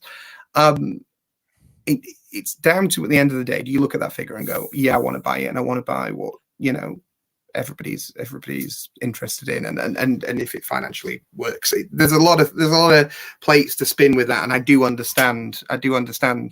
Yeah. That. Yeah, and another question, as somebody that's kind of launching these lines, obviously with Ryu, you made a decision to have him as the first figure in the line, and I think that makes sense because he's he's iconic. He's been there from the start, although it was a specific sort of Street Fighter V version. As far as I can remember, I've always seen him on the covers and everything. But to go back to, I don't want to. I'm not jumping on Star Race. It's just an example because it's a license that I is important to me, kind of thing. Why would they not? Why do you think would they not have gone with Rocky as the launch figure as opposed to Creed? Is it a likeness sign-off thing? Yeah. Would be my guess. I am, from my experience of having conversations about different licenses, I am like 99% sure that Sylvester Stallone has sign off on that. And if he's on, and bearing in mind, he has his own line of figures, and he will be making Rocky. Yeah, which is something that I was aware of when we were looking at certain licenses, shall we say. Yeah. It was something that did concern me about you could be in the position where you make something and no matter how good it is, if they've got a competing interest, could they just go no? Yeah. Or, and so with American Psycho, Christian Bale had to sign off our head sculptors, his team and stuff like that had to sign off. Had to go through that procedure. And they were wonderful. And I'm not just saying that because I'm here and we're selling a figure. They were just really good, right? We were expecting this, can you move this? Can you tweak this? Can you do this? And they were like, no, really like that. Really like that you've done this. Because we kind of pushed it with like, with the screaming head, it's not a oh, this is a glamour shot. We've all seen figures where the hairline's a little bit nice because they're trying to be polite about the actor or whatever. And Chris Bale's team were like, nope, we love it, let's go, and that was great. I can see where that could be an issue with sort of other companies, and I can tell you there's a story I know, and I'm not going to name the company, and I'm not going to name the film. Because obviously any of it might tie back to them. So of course, just talking wider industry. I know there was a company who had a situation where they had a license and they had the likeness, and the likeness of the thing that they had was very, very good. I'd seen it; it was good. And the guy that it was meant to be the likeness of just never answered if they'd sign off the likeness ever. Right? Okay. Give me your license. Never replied. Just radio silence. Just couldn't make a figure. Wow. Yeah. It's like, what do you do? Yeah. What do you do? It's really annoying. You'd rather have a yes or a no rather than just nothing. Yeah. And you don't like. Do I take that as a no, or are they just so disinterested that they don't even care? Yeah, it's interesting because I think that to talk about the Stallone thing, I think that's a difficult situation because I think he doesn't, as far as I understand, he doesn't own the rights to the movies, but he owns the right to himself, so he can kind of make figures of himself. So that's why you might, I mean, it's difficult. I'd love some really good quality Rocky figures, I think is what I'm saying. I've been rewatching the movies recently, and I would love to do them. Let me put it that way. Yeah. I'd love to do them. Good to know, yeah. And I would love to do different eras of Rocky's body because, like, Rocky's body is massively different to it is to what I do. And like an older Rocky as well. But yet again, there's a cost to doing that. Of course, yeah. I've just recently watched the Rocky versus Drago recut of Rocky 4. Loved it. A lot of people were sort of get down on 4, but it's always been the one for me. I think it's the one that probably that I saw first as a kid, and that's always stuck with me. I really like that film, and I'd love to have really good figures of like Rocky and Drago and obviously Creed from that as well. That would be really nice. 3, 4, and 5. People often get on about 5, and I actually think 5's a really good closing arc from a story point of view, where it, where it's like, oh, he's back to the streets, and it's, And he's using all this stuff he learned, but actually, you know, it's the person deep down. And there's a lot of you know, coming off the back of 4, which is this big action, wonderful action piece. I always like to pretend in my head canon that Paul Lee's robot that he messes around with becomes Sonny from Real Steel. Yeah, because the robot's gone from the directors, from the new cut. He's gone completely. The robot. Yeah, I know, but I kind of love it. Gone. Yeah, I know. It's so 80s, isn't it? Like with this, that everyone's going to have these like domestic servant robots and stuff like that. So yeah, no, that's cool. I mean, that would be really great. Cosmic Plastic. Yeah, Cosmic Plastic did a good job, I thought, with their Rocky. They did the training, the unlicensed one. Yeah. Yeah, of course. Yeah. Rocky ended the Cold War. I mean, Rocky. I hate 5. Doesn't exist to it. Go back and watch 5. Seriously, like I agreed with you. Like in sort of the era where I was coming off the back of 4, I totally agreed with you. But I went back to it years later as a Rocky collection thing, and it was like, oh, if you're watching these all back to back, there's this arc, and I need to watch from that again. Point of view. It's wonderful, and it leads into Balboa in a really nice way as well. So because you see how he's kind of stepped away from everything as a result of 5 in Balboa, and I don't know, 5's this like linchpin that really works if you're watching it as an arc. I wouldn't just stick 5 on its own, but if you're going to watch everything, you know, watching everything, 5's really important in that story. So yeah, I think I've not watched it for a while. I need to. I probably have the same. I probably got it in my head that it wasn't good, so I need to watch it again. I think the thing that maybe if I remember, as I found his kid really annoying. I think is what sticks with me in it. His kid's consistently annoying over most of the films. Yeah.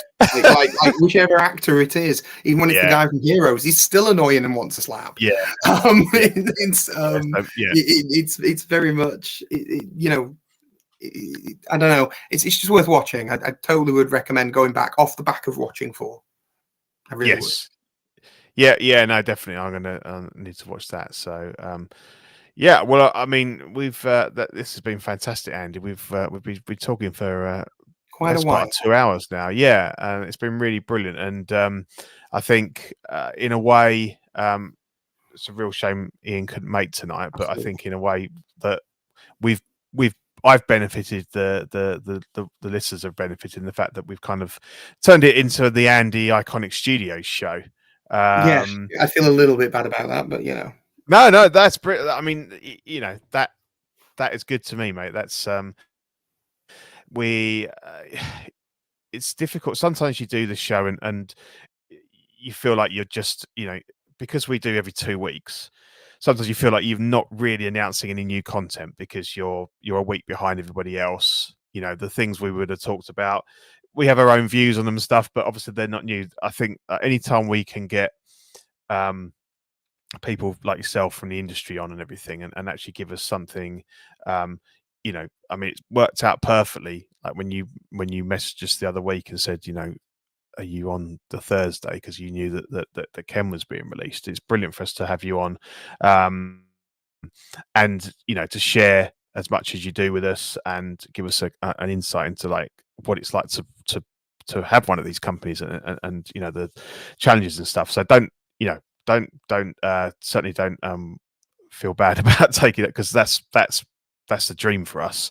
And I know that, you know, previous shows where we've had you on, we've had like really good feedback, and I know like when the other guys from the network realized that we were going to have you on tonight, you know, there was a lot of excitement around that. So you know, thanks very much, and obviously wish you every success with the Ken sale, and as you say already, it's looking good. Just from direct orders for yourselves, and I think there's at least 3 people in the chat here that have pre-ordered him, so that's not too bad. Can I just say thank you to all those people that have purchased him? I know somebody said they purchased him from Kit as well. I would say, you know, Kit's a great guy, and me and Kit go way back. He, you know, when I was a channel at 300 subscribers, Kit was sending me prototypes of head sculpts to review. as Wow. a favour. He's a good guy, and none of Iconiq would exist without people like Kit and 11 and stuff like that. So yeah, back supporting him's just as much supporting us. So appreciate it. Yeah, I would second that. Kit is my go-to guy. I've bought a lot of stuff, and all of my pre-orders for stuff now goes through Kit, because, as you said, you trust him with the keys to your house, and I don't obviously know him personally or anything, but I've never had anything but fantastic service, and yeah, definitely. 1/6 Kit, brilliant. Yeah, well, Yes, I have met him in person, and I will say yeah, that sometimes he's a little bit sharp on the internet. He can be a little yeah, bit direct. He is not that in person. He's the most polite man I've ever met. yeah, He's lovely, yeah, like, wicked sense of humor, lovely guy. A lot of time for him. So yeah, yeah. so yeah, No, it's brilliant. It's brilliant. I don't know if you want to stick around. I'm just gonna. I'll stick around. I'll stick I'm around just with gonna you. cherry pick through a few, because, as I say, like, I don't really want to talk about Ultron and Wenwu and all this stuff. And other people have done brilliant. CW last night did it brilliantly. So I'm going to jump to this, because I don't know, kind of like whether, like, if you're a big fan of I love Universal monsters, and I finally got hold of the Caustic Plastic Bela Lugosi figure, and it is fantastic and worth every penny. But also big Hammer. I grew up with Hammer. Me and my brother used to watch them, through the 80s and stuff. And Peter Cushing, I just absolutely love Peter Cushing. And obviously, Grand Moff Tarkin in Star Wars as well. And it was nice that Christopher Lee finally got to be in Star Wars as well at Dooku. These figures look fantastic, and I'd be very tempted. These go on these. So this is the Christopher Lee as Dracula and Peter Cushing as Van Helsing from the 1958 Hammer horror movie Horror of Dracula. Yeah, they both look fantastic. I'd be very tempted. What do you think, They Andy? do. I mean, I'll say that actually, my brother-in-law is a massive fan of this sort of era. I'm sure Joe, my partner, she could talk you through a load of stuff related to this. I mean, obviously, she used to present Keyboard Warriors with me.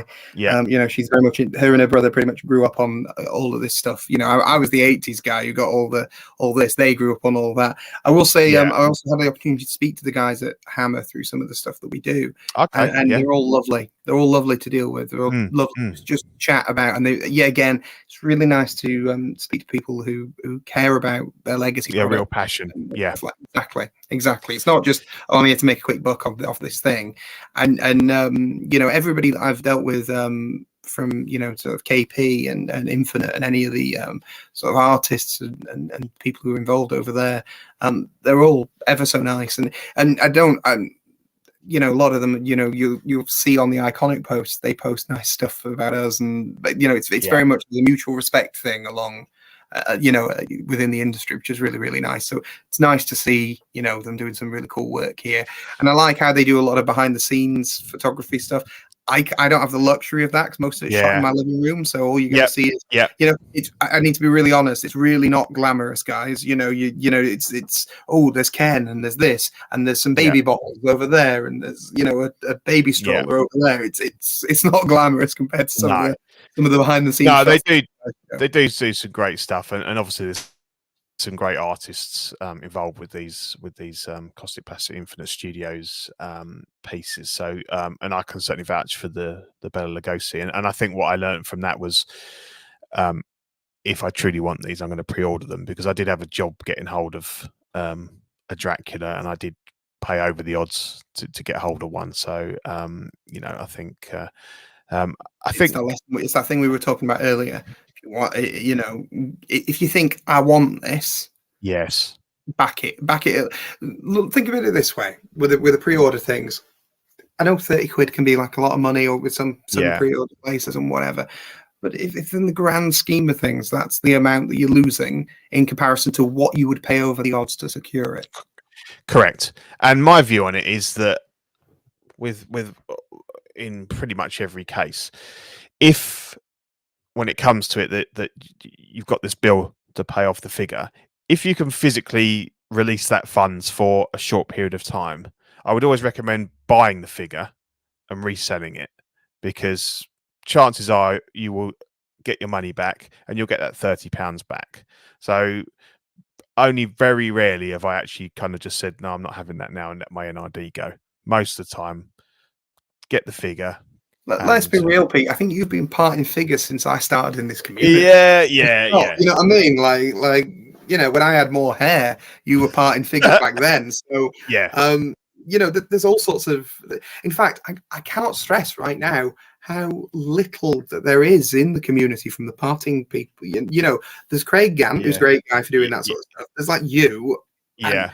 It's like I remember sites like Collectible Kit Bash, right? You used to be able to go, I want a top that looks something like this. You can't do that anymore. And I'm telling you, there's a real hole in the market for some guys doing that. Yeah, there is. And I'm unashamedly, will say that, it can be lucrative, and that it's helped fund, the hobby for me. And, you'll always have people that kind of, don't like the idea of it, that you're buying a figure for £200 and you're listing the parts for 500 in total, but nobody's going to come and buy all those bits from me. It's all about somebody wants this piece, and a lot of people wouldn't even think of or feel comfortable with paying £300 for a figure and then taking the chance that they can sell enough of it to at least make their money back. And some figures you could sell the bits 6 times over. Other bits, and you'll see from Craig when he shows you these boxes of hands and stuff, that there's some stuff that you'll never shift. So it may well be that some figures you can't make your money back or anything like that. So it's very much for me. To be honest, it's normally I don't like. Whereas Craig, it's more of a deliberate thing. Whether it's I don't know if it's he will order stuff to do this. I tend to like if it's a figure that I've had on pre-order, and I think to myself, well, actually, I don't need that in my collection anymore. But actually, I can see the potential, not just to take it in and resell it, but to part it out. And I know that in some ways you're doing people a favor because they want this bit or they want that bit. So that would be my. It's still good for the community. I mean, like, don't get me wrong. Sometimes when you go, rare figures, the famous ones, Hawkeye from the original Avengers, which nobody really cares about now. But back in the day, I think there was less than 1,000 of them, and people were parting them out to make Bourne Supremacy figures or Bourne Legacy or whatever the hell that film was. That Renner was in at the time, and it got to the point where the original Hawkeye was like a $500 figure, a $600 figure at the time. Yeah. Because so I get the frustration around those things, but yet right now I'm looking for a shirt for Claire Redfield, like a little black shirt, because the comic, the version that has come out at the moment doesn't have the black shirt like the PlayStation 1 look, and they're like £30 to buy a little piece of single t-shirt for it's insane. So it's nice to have that. But back to this, I agree with you about the pre-order, and then you can either sell it on or part it. And I do think figures like this are definitely things where you'll be able to move this figure if you don't if you're not sure where it turns up. And particularly as with they tend to have like caustic plastic, these newer figures they're bringing out, they tend to have like 3 levels. So they have a standard figure, which I don't think has a limited number, but then you have like a deluxe and an exclusive, and they have a issue number. They're not numbered, they're not a number, one of so many, but it will say 500 pieces, 300 pieces, and they're the ones where I think if you particularly want that version, that you need to pre-order, because there's very low numbers and you could end up paying a lot of money over. I think hammers are very strong, and I think the problem with it is that, as well as Universal, was oversaturation.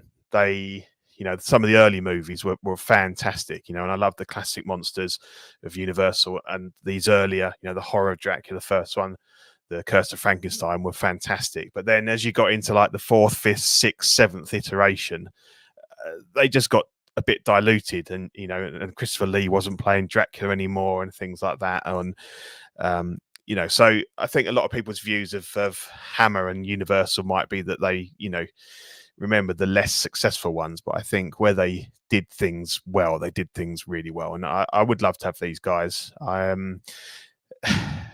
It's a bit scary because they're both going to go up for pre-order together, and it's a commitment to sort of 500, 600 pounds somewhere down the line. But they are icons of kind of cinema for me. And weirdly, I'll always be Christopher Lee from Howling 2 with the cool sunshades. There's right. There's a weird reference for like weird Christopher Lee entries. That's my thing. Or Christopher Lee's career. Christopher Lee's metal career. He's such an amazing guy, really. Like his heavy metal career. He's just like a legend of cinema. And it's funny because just like a couple of weeks before, we got this version, this third party from Yan Toys, which I guess is basically meant to be this same figure. See, there's a marked difference in the likeness there. And that's where the issues are going to come from.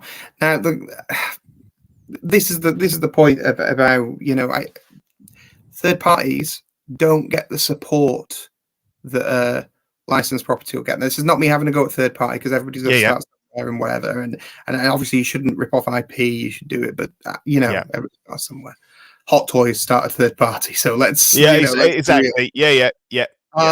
But the thing is, with this, I imagine they'd have gone back to Hammer, and Hammer would have gone, maybe change this, maybe look at this. Here's some reference.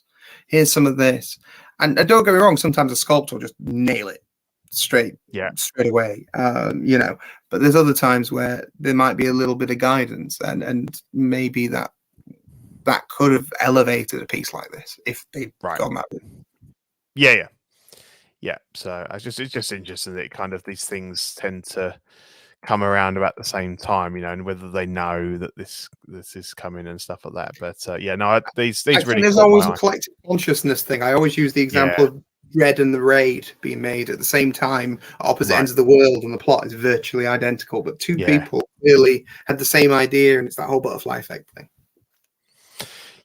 And then I'm just going to get your opinion on these. So we've got the Present Toys Ghostbusters, the Venkman or V and Zedmore, as they're calling them, and obviously they're going to be bringing out Ray and Egon. Obviously the Blitzway ones go for big money now.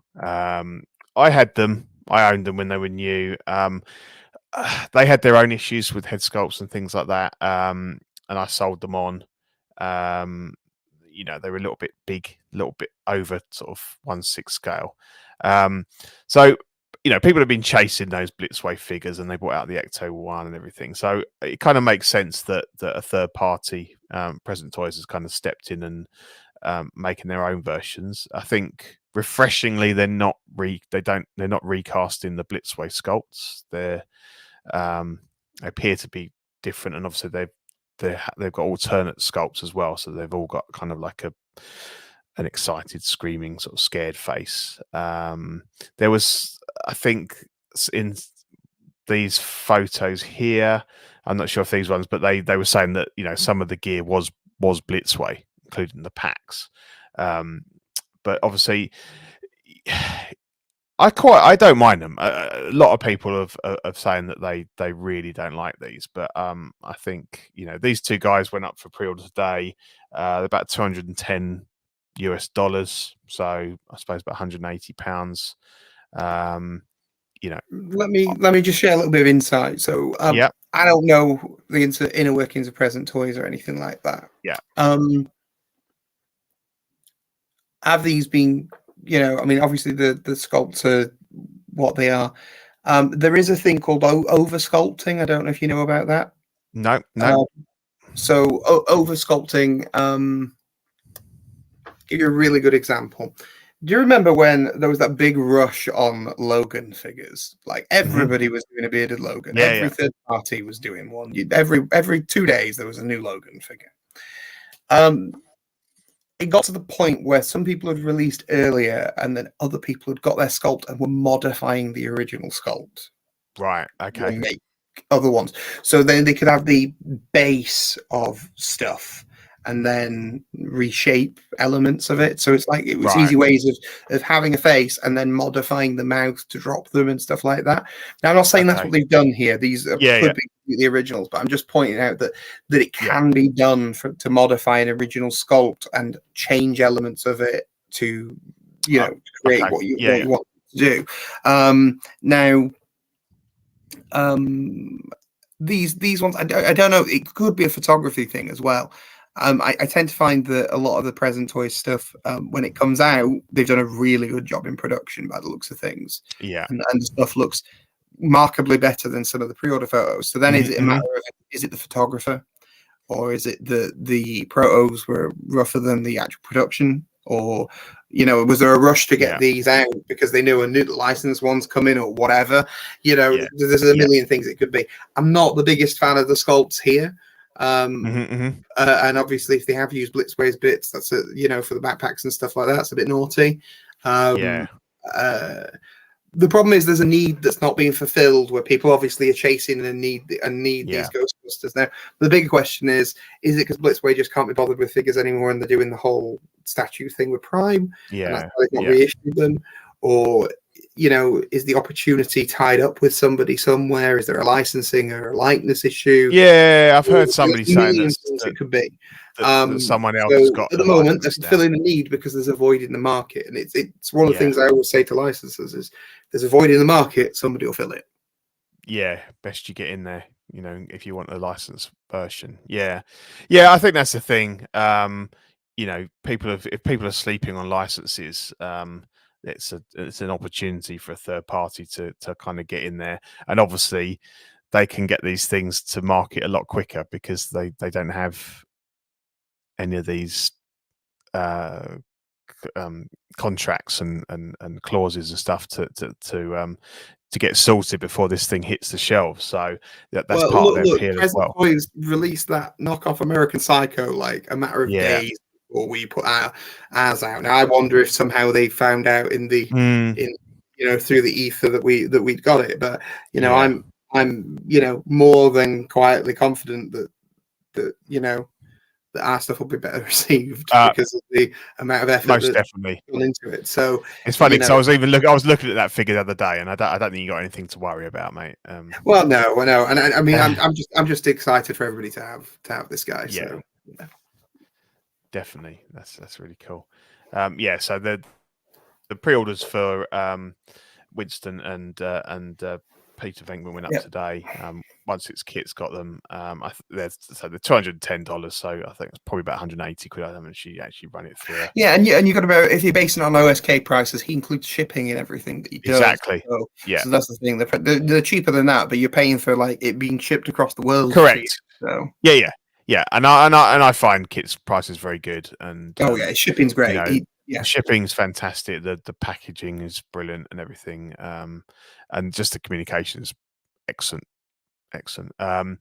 So obviously if you've been hiding under a rock somewhere for the last several months, you might not know that Ian and I will be at Star Celebration on Saturday.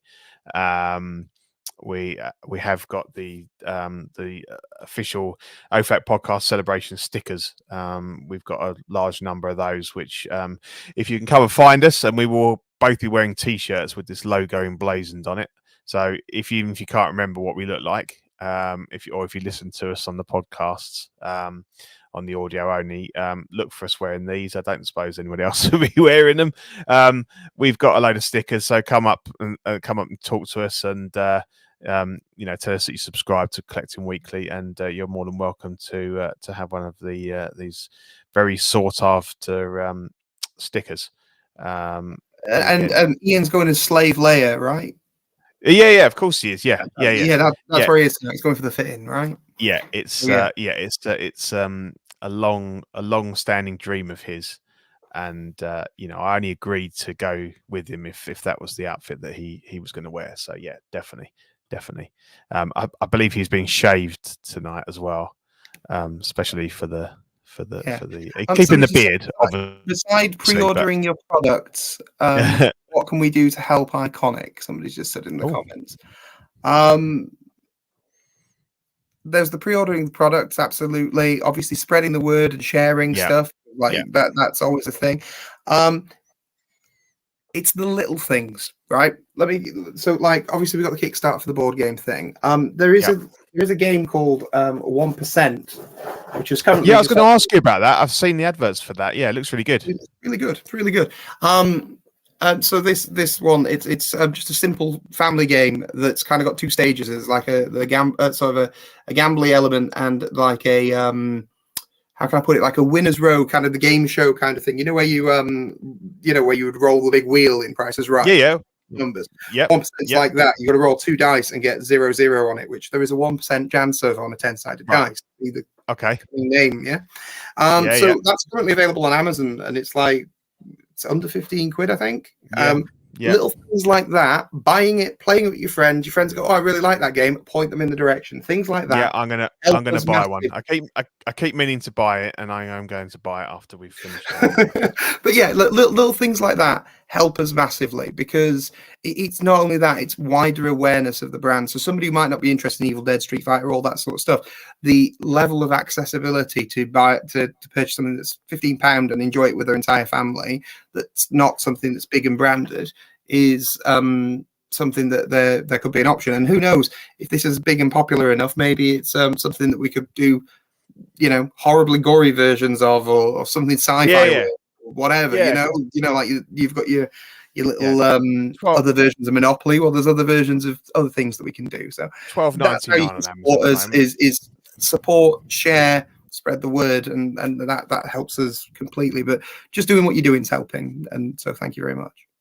Yeah, $12.99 on Amazon. There you go. I don't know. So I said 15 quid. So there you go. It's would it be? We're massive fans of Uno and stuff like that, and we like the card games in the family. So you'll enjoy this. I would be very surprised. I will say, if you ever want to play the unofficial drinking game version of it, speak to me, and I'll tell you. We can't write it in the rules for because you may die. But I'll tell you how to play. I think I nearly died, and I played something similar when I had to take a shot for every time Samuel L. Jackson said "motherfucker" in Pulp Fiction, and I very nearly died that night. Just replace that with rolling 2 dice where there's a 1% chance of you getting it right, and imagine how close to dead you would be. Yeah, probably. It's funny because to go back on this, obviously you've got your kind of your They Live game, and then they got this that's not attached to any kind of license. There seems to have been an explosion in kind of games of movies recently, and particularly 80s stuff. You go in.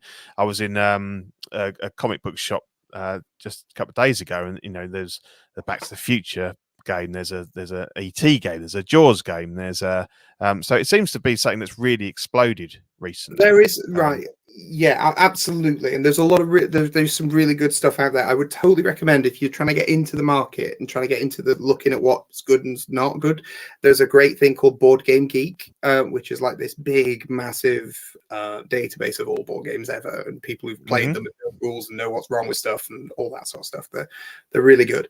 And the thing is, there are some board games which is what we would call in the industry sticker slaps. So when you get a Monopoly and it's just like just rebrand, put logos on it. There is a lot of board games that are out there. There was a big thing famously where a brand I will not name got a load of their stuff went in a landfill recently, and it was like branded games and stuff like that.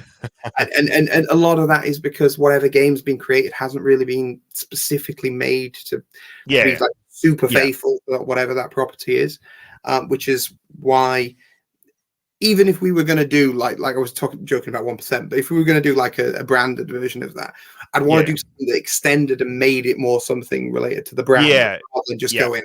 And there's a Star Wars logo on there, and there's a Frankenstein logo on there, or whatever. It would need to be something that's very much. It's got limited kind of like additional appeal. Yeah, exactly. and it'd be more expensive because you were having to pay someone for the license for that. Exactly. So it just needs to be the thing, and it's like that with They Live. That there's so much in there that is very much. I don't know if you saw the trailer, but we did this like whole animated thematic trailer. I'm pretty sure I did. Yeah, and at the it's time. really fun, and it really sets the scene for the sort of stuff that we're doing. So yeah, that's brilliant. Yeah. So Saturday it's going to be great. It's going to be good fun. Have you seen Dungeons and Dragons? I haven't yet, but I want to. I've heard some really good word. Yeah. I'm on the screen again, by the way, just so you know. Sorry. Yeah. But yeah, the I know it's because I'm beautiful. I know that's what it is. Yeah, of course it is. Yeah. Have you seen it? Yes, I have. Yeah, I saw it last week. I loved it. Yeah, thought it was really good. Everybody who I know that's seen it has been like, "This is great," and I love it. And it's like it's a love letter to a lot of fantasy films from like 80s and 90s. Stuff like that. It's not like there has been some horrible D&D movies, horrible D&D content, and it's really nice to hear that there's good stuff. I've got an 8-month-old baby at the moment, so I've got John Wick to go and see. I've still got Shazam to go and see. I've still got this to go and see. And what have we got around? We've got Guardians around the corner as well. Yeah, so, I'm seeing. I've got so many babysitters in, but this is definitely on my list of things to see. Yeah, I'm seeing Super Mario Bros. Tomorrow, so I'm looking forward to that. That should be cool. Which is weird because I'm hearing Rotten Tomatoes hates it. All the career reviews hate it, but everybody I know that's gone and seen it have said it's great. So yeah, there's quite often you get that. From what I understand, Dungeons and Dragons people that are really into Dungeons and Dragons say it's very faithful to the franchise, and a lot of this, all the spells and stuff in it are all, proper kind of very iconic sort of D&D spells and everything. I think it's got a really good kind of sense of humor running through it. The effects and everything are really good.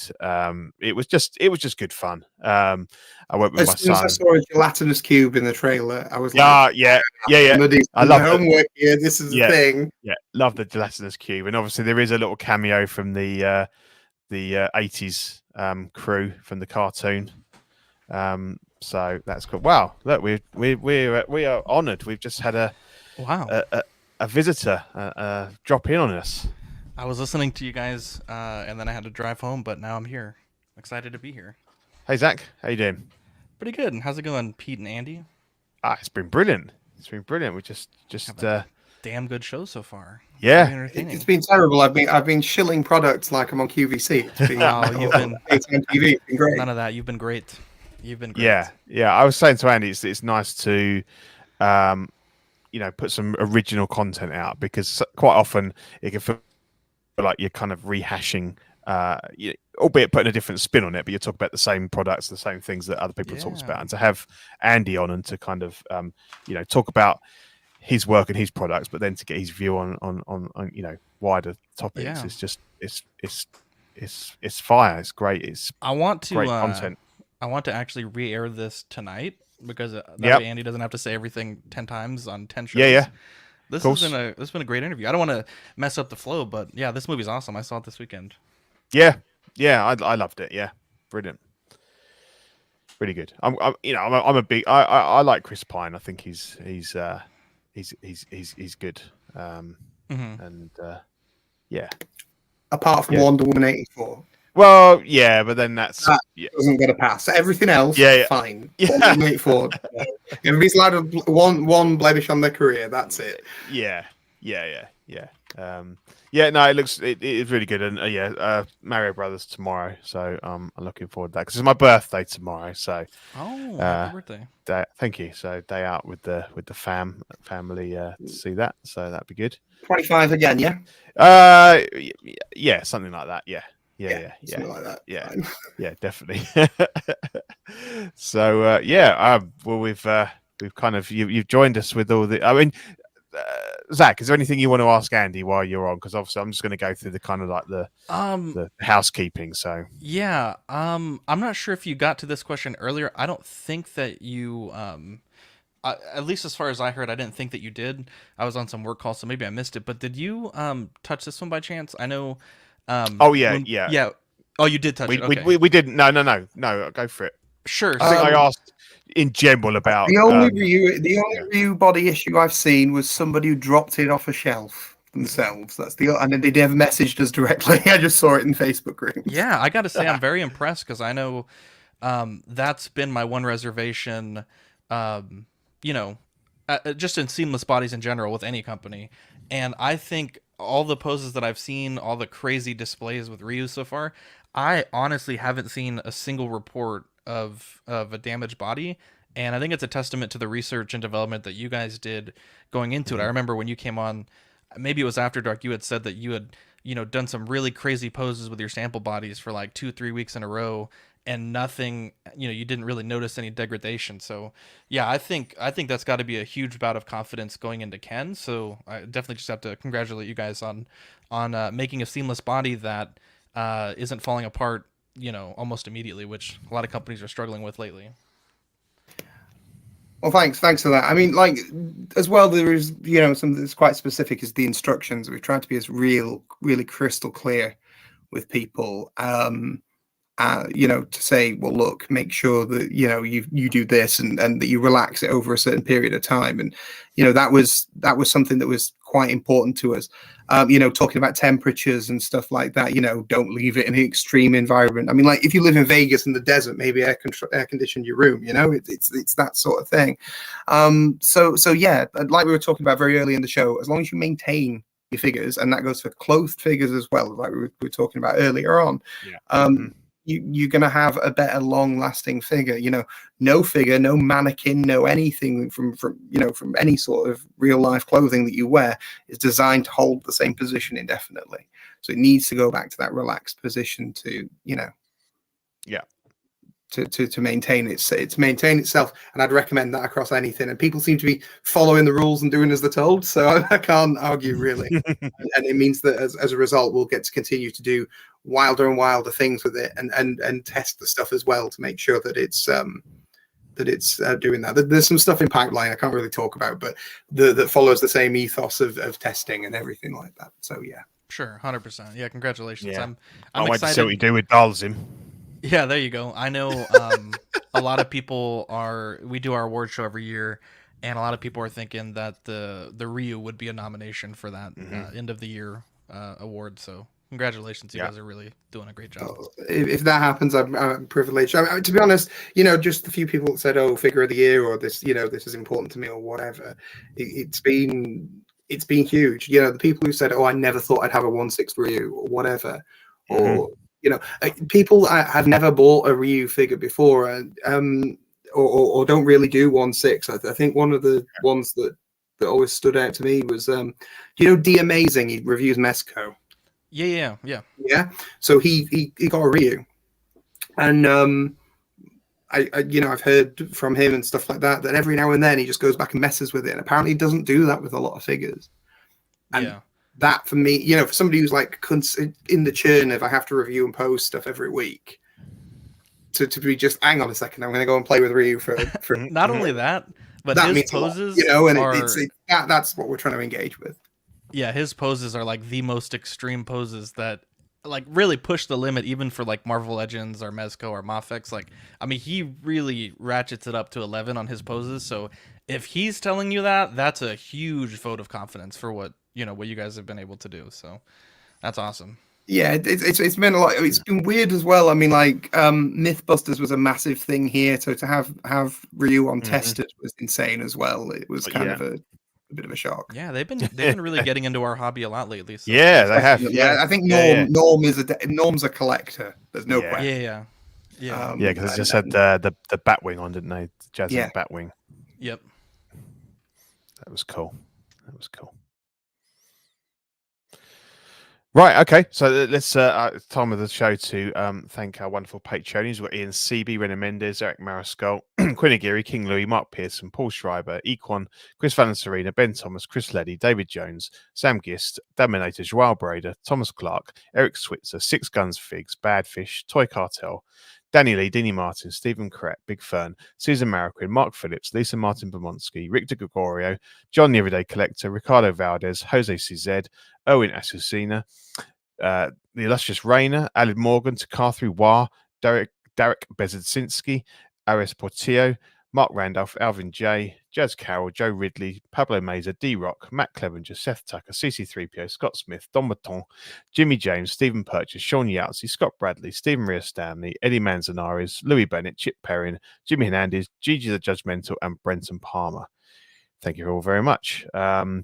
If you want to join the Patreon, we've got the hot seat of $5 a month, gets you digital benefits and Ox After Dark replay and Patreon chat. Sweet Angel gets you a physical sticker sent straight to your door, as well as access to Ox After Dark replay. Certified Crispy gets you an official Certified Crispy certificate on first pledge, plus the benefits to previous tiers. And the What a Guy top tier, $25 a month, gets you deluxe pog set and doubles all the stickers that you can send to your friends and family, and all the benefits of the previous tiers. Obviously, as we've talked about a lot, the April Patreon benefit is the OFAC celebration sticker. So come and find us, myself or Ian at Celebration on Saturday, and tell us that you subscribe to the network. Hope to see and meet a lot of people that we know through the chat and everything. We'll give you one of our exclusive stickers. And then any we've got left over, or we'll make sure that obviously Zach gets an allocation to send out to you guys that obviously won't be able to make it on the Saturday. You can also become a YouTube channel member. So we've got Mojo Z78, Absolute Irwin, LV Avenger 702, OMFG Rick, S Beam, Andrew Side B, Daminator, Sam Gist, Thomas Clark, Benjamin Hanson, Chris Fee, Big Old Fern, Cram, Alvin J, OG Fan, Mark Pearson, Ben Thomas, Paul Schreiber, Andrew Gibo, CC3PO, Carlito, CT603, Eddie Mendez, B Chan, Fat Batman, Justin Sports Card Museum, Philip the Fool, Kinky Spinkter, Universal Key, Eclectic Collector, Takar3, Single Songwriter, Jake, Zeke, Equan, The Everyday Collector, DJ, Toy Cartel, KJ Smith, Adrian Aguirre, Knight, Slifer, and Baby Boy 562. If you're a Patreon, you can join, become a YouTube channel member for 99 cents a month, get you loyalty badges, emojis, and member shout outs. Or if you're not a Patreon, you can join the Peanut Gallery, $2.99 a month. That gets you the same perks from the previous level, plus member shout outs on the show. We have TeePublic. Let me just put a link to the Patreon there. TeePublic. So we've got yeah, okay, cool. We've got a number of designs on TeePublic. Obviously, I'm showcasing the OFAC celebration one here. Ian and I will both be sporting these logo T-shirts. So if you just listen to us on audio and you don't know what we look like, then we'll be the hopefully not hopefully, I'd love to see hundreds of people wearing these T-shirts, but probably the only people wearing these T-shirts. So again, come and find us, have a chat, it'd be brilliant. Yeah, Jack will drop a link to TeePublic in the chat as well. So that basically brings me to just kind of take you through the rest of the network with all these wonderful, beautiful people. Some that aren't broadcasting with us at the moment, but will hopefully be back at some point. We have Collecting Weekly, a live unboxing on a Monday night. We have the flagship show, Zach and Dean, John, Marco, and Ben. Collecting Weekly live on a Tuesday night, followed by After Dark on a Wednesday. Then OFAC or Small Talk on a Thursday. We do every other Thursday, although we're probably going to do a show next week that will be all Star Wars related. Obviously, talking about the celebration, any footage and stuff we've shot, and we'll talk about the announcements from today for the 40th anniversary of Return of the Jedi. Collectors Club on a Friday with John, Statues, Comics, the reissue with Question of the Week, Bricks and Brews, Lego, Live and Let Dice, which is the Dungeons and Dragons, which is on a little bit of a break at the moment, but I believe season 2 will be coming later this year. Should be brilliant. Yeah, excellent. And then Pose Wars. So people squaring off against each other to see who can come up with the best poses for their figures. And we've also got Collecting Week and clips, all the funny bits and pieces, and goose and gaffs and what have you. So There you go. yeah. So thanks for tuning in, everybody. I hope you've enjoyed this brilliant session with Andy from Iconiq Studios. Thanks again, Andy, for joining us. It's been brilliant. I hope that Pleasure to be here, mate. Brilliant, and I hope Ken sells out tomorrow, and everyone will be chomping at the bit to get hold of those. We'll just produce until we can. that's that's cool. No, but it sounds like sales are going well so far, and I wish you all the best, kind of for the future, and that line carries on, and we get to see some load more figures. Just thanks for tuning in, everybody. There's been some great chat and everything as well. So So I will sign off for now, and OFAC should be back, as I say, next week with a special Star Wars celebration show, and Ian will obviously be back with us then. So Hell yeah. Brilliant. Thanks, everyone. Good night.